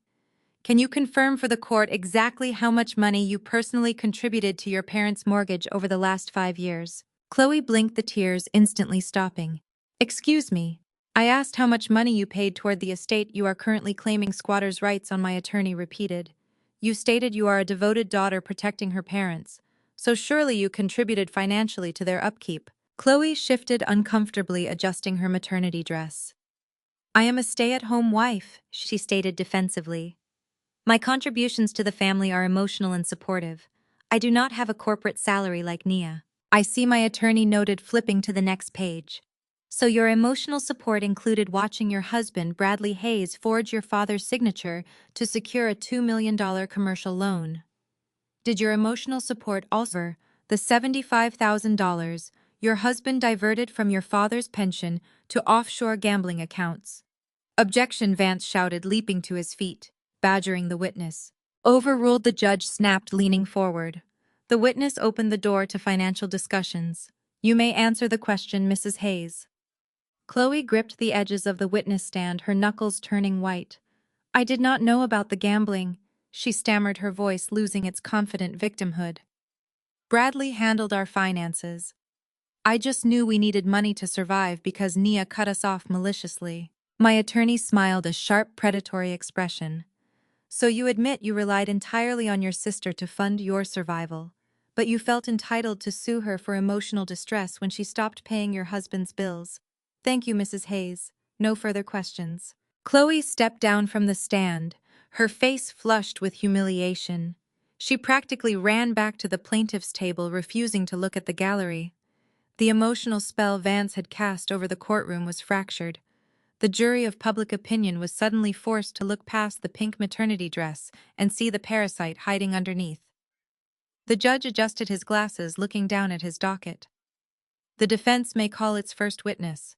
My attorney turned to the court. The defense calls Nia Adams to the stand. I stood up from the defense table, smoothing the front of my white suit. I walked down the center aisle, my heels clicking rhythmically against the hardwood floor. I did not perform a fragile victim routine. I did not fake tears. I walked with the absolute authority of a woman who had bought and paid for every single thing she possessed. I raised my right hand, placed my left hand on the Bible, and swore to tell the truth. It was time to end the Golden family, once and for all. I settled into the witness chair, adjusting the microphone with a steady hand. The courtroom felt electrified, the gallery hanging on every breath. My attorney stepped up to the podium, his demeanor shifting from the aggressive cross-examiner to a meticulous curator of facts. State your name and occupation for the record, he requested. Nia Adams, I answered, my voice projecting clearly across the wood-paneled room. Founder and Chief Executive Officer of Vanguard Crisis Management. My attorney nodded, projecting a massive digital spreadsheet onto the courtroom monitors. Miss Adams' opposing counsel has painted a vivid picture of a hostile eviction. They claim you weaponized your wealth to terrorize a vulnerable pregnant woman and your elderly parents. Let us look at the financial reality. Can you identify the document currently displayed on the screen? I looked at the monitor. That is a certified master ledger of my personal and corporate accounts, detailing every authorized transfer made to Marcus and Evelyn Adams over the past 7 years. And what is the total amount transferred over that period? My attorney asked. $462,000, I stated. The gallery erupted in shocked whispers. The judge banged his gavel, commanding silence. My attorney walked closer to the jury box. $462,000. Did your parents ever express gratitude for this profound level of financial support? I looked directly at Evelyn, whose face was currently buried in her hands. Gratitude was not part of the arrangement, I explained smoothly. The money was an expectation. 5 years ago, I paid $30,000 to prevent my parents from defaulting on their original mortgage. The very next day, during a country club brunch, my mother handed me her empty mimosa glass and told me to go fetch a refill from the bar because I needed to make myself useful to the family. I was the primary benefactor, but I was treated like the hired help.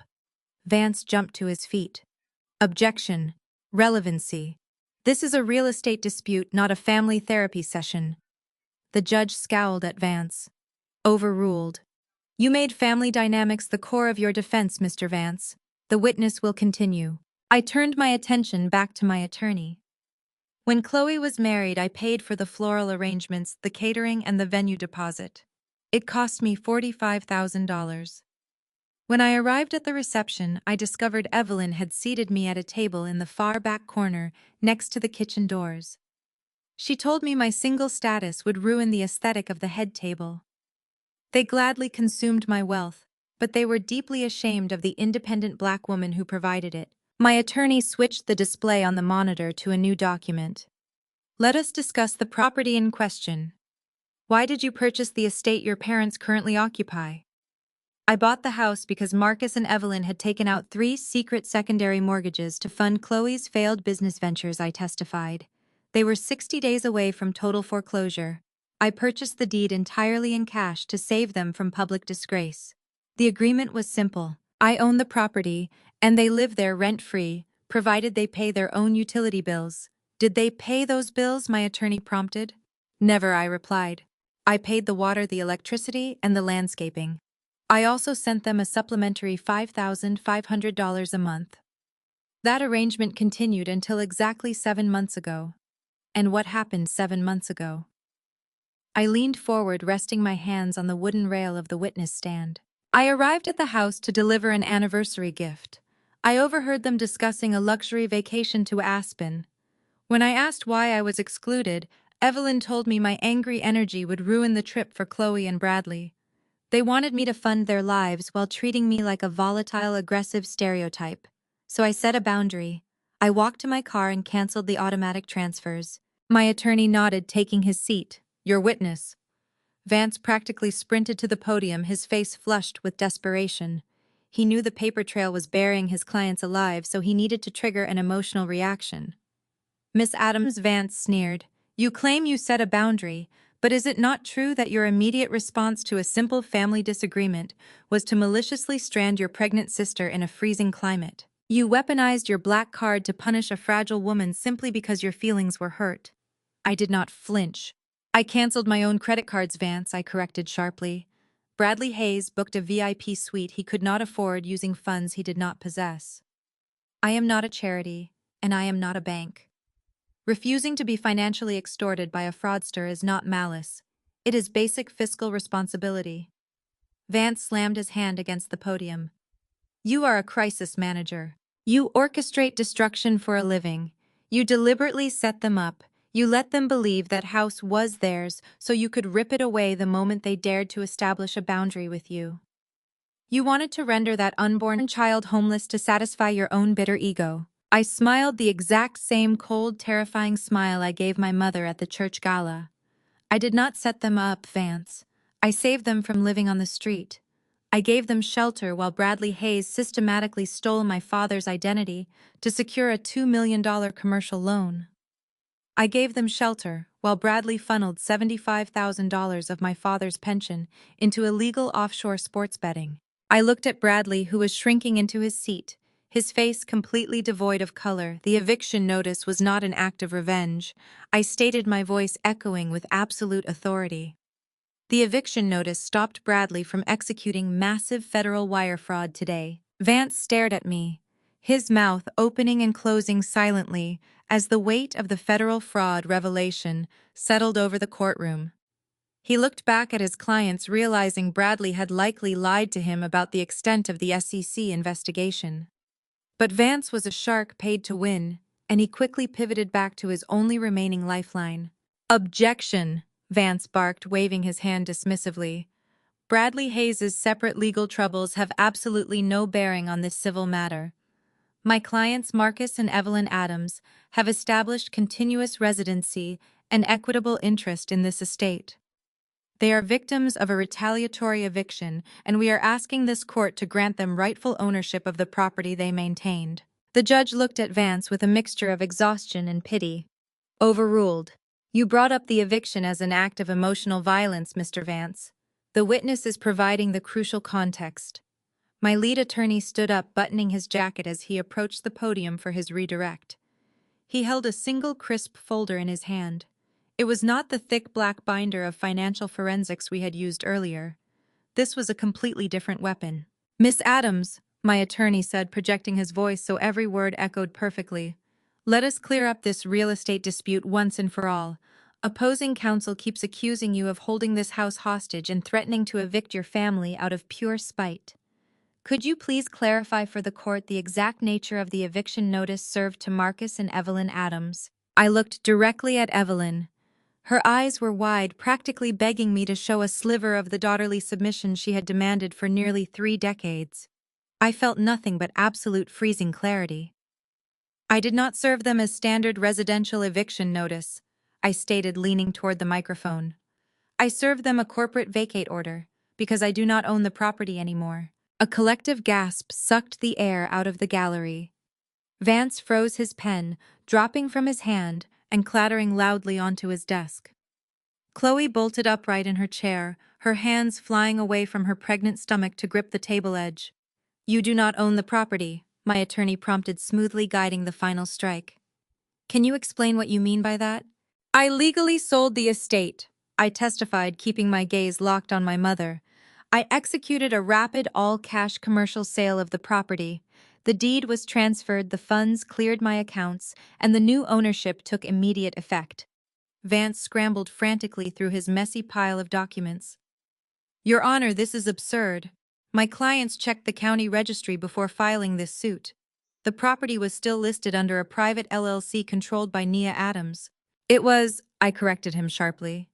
"But if you had bothered to check the corporate registry this morning, you would have seen that the LLC itself was acquired in a private corporate buyout. I sold the entire holding company." My attorney handed the crisp folder to the bailiff, who delivered it to the judge.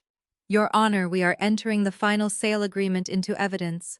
Miss Adams sold the holding company to Sterling Global Development, a commercial real estate firm owned by Victor Sterling." The name dropped like a live grenade. Victor Sterling was not just a tech billionaire. He was a notorious, ruthless corporate titan, known for bulldozing residential properties to build luxury commercial high-rises. He was the same billionaire Bradley had tried to spook with his amateur smear campaign.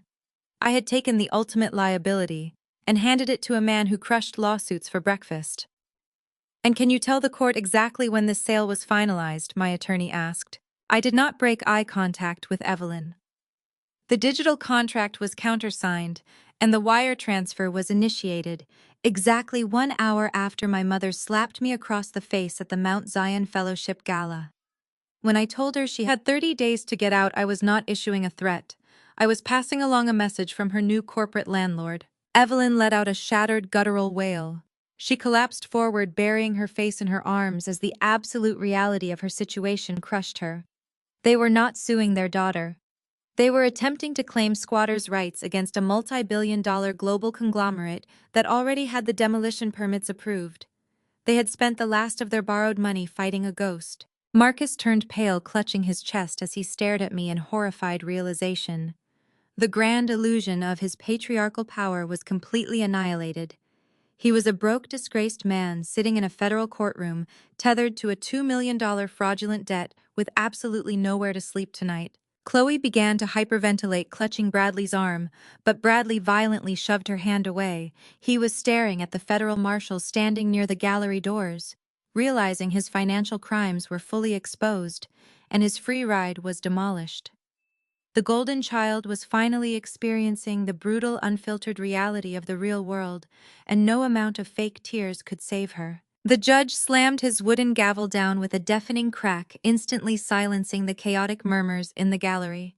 He looked at Vance with sheer, unadulterated disgust. "Mr. Vance, your clients have wasted the time and resources of this court with a frivolous, fraudulent claim," the judge thundered, his voice radiating absolute authority. "They attempted to use the justice system to extort a woman who actively saved them from financial ruin. This civil suit is dismissed with prejudice. Your clients have zero legal standing, zero equitable interest, and zero rights to that property." The judge then turned his piercing gaze toward the plaintiff's table. "Mr. Hayes, you are remanded back into federal custody, pending your wire fraud tribunal. Mr. and Mrs. Adams, I suggest you pack whatever belongings the new corporate owners legally allow you to take. You are officially ordered to vacate the premises by sunset." The heavy gavel struck the sound block one final time. It was the loudest, most beautiful sound I had ever heard. The trial was over. The battle was won. Federal marshals immediately moved in, grabbing Bradley by the arms and hauling him aggressively out of his chair.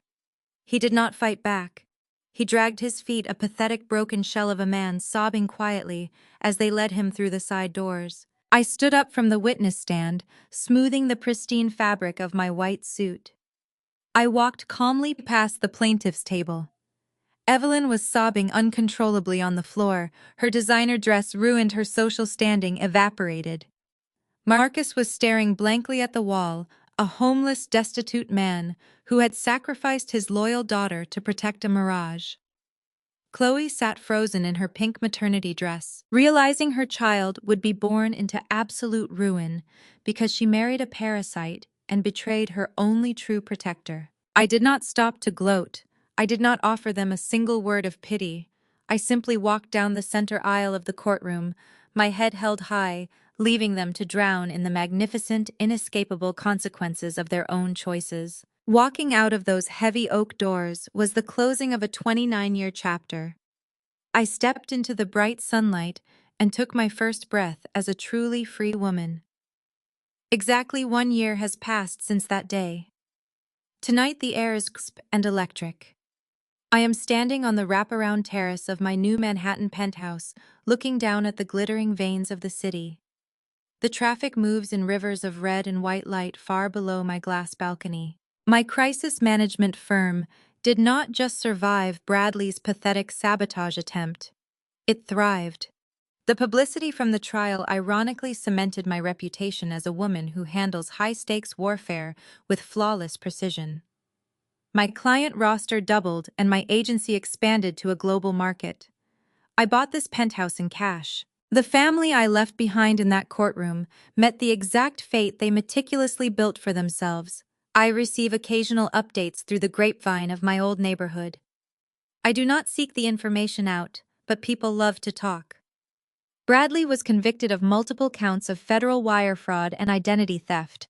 His white-collar privilege could not save him from the mountain of irrefutable paper trails. He is currently serving an 8-year sentence in a federal penitentiary, stripped of his tailored suits and his arrogant superiority. The man who tried to legally force me into being his personal bank account makes 40 cents an hour working in the prison laundry room. Marcus and Evelyn lost absolutely everything. When the commercial developers took possession of the estate, my parents were forced to pack their fabricated legacy into cardboard boxes. They now live in a cramped 2-bedroom apartment on the extreme outskirts of the city. Their prized social standing evaporated overnight.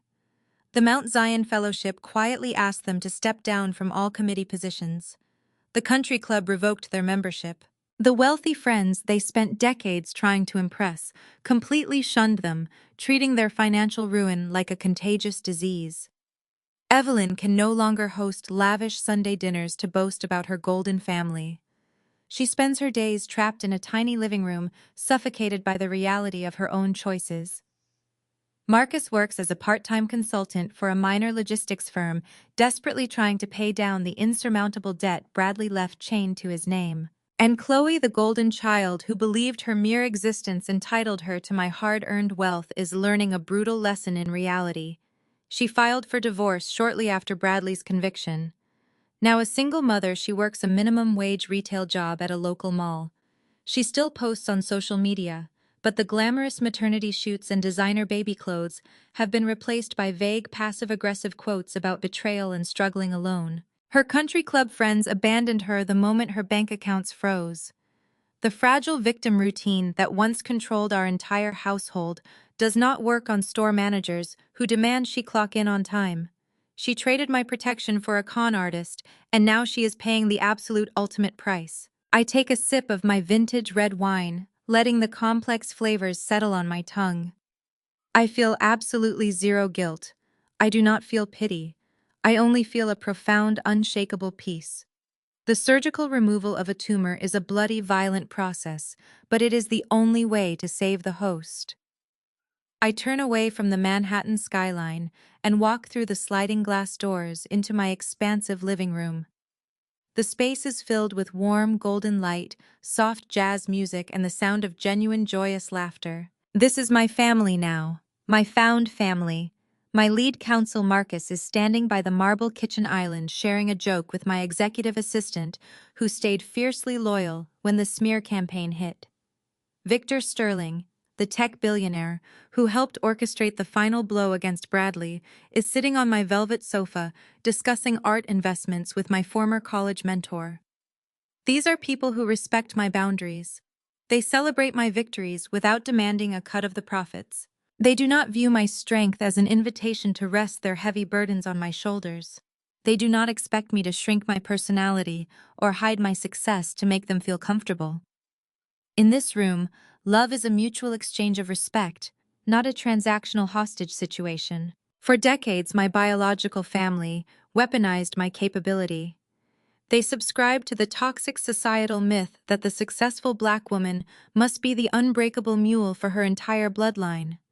They demanded that I swallow my trauma, silence my boundaries, and open my checkbook to fund their fragile egos. They told me that without them, I would be alone and miserable. They were entirely wrong. I am not alone. I am surrounded by brilliant, authentic people who value my presence.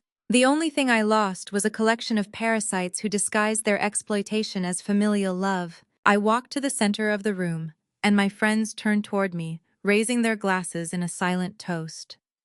I smile back, my heart incredibly full. The journey from the scapegoat daughter to the architect of my own empire was paved with brutal betrayals and painful revelations.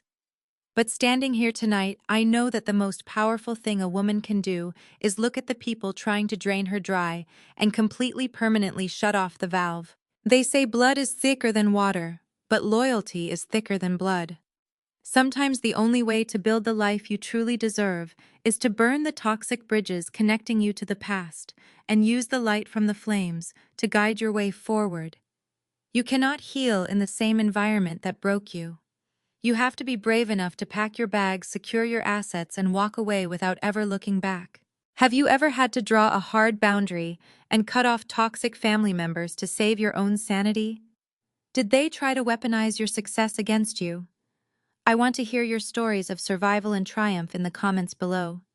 If my journey resonated with you, please hit the like button and subscribe to the channel for more content about protecting your peace and building your empire.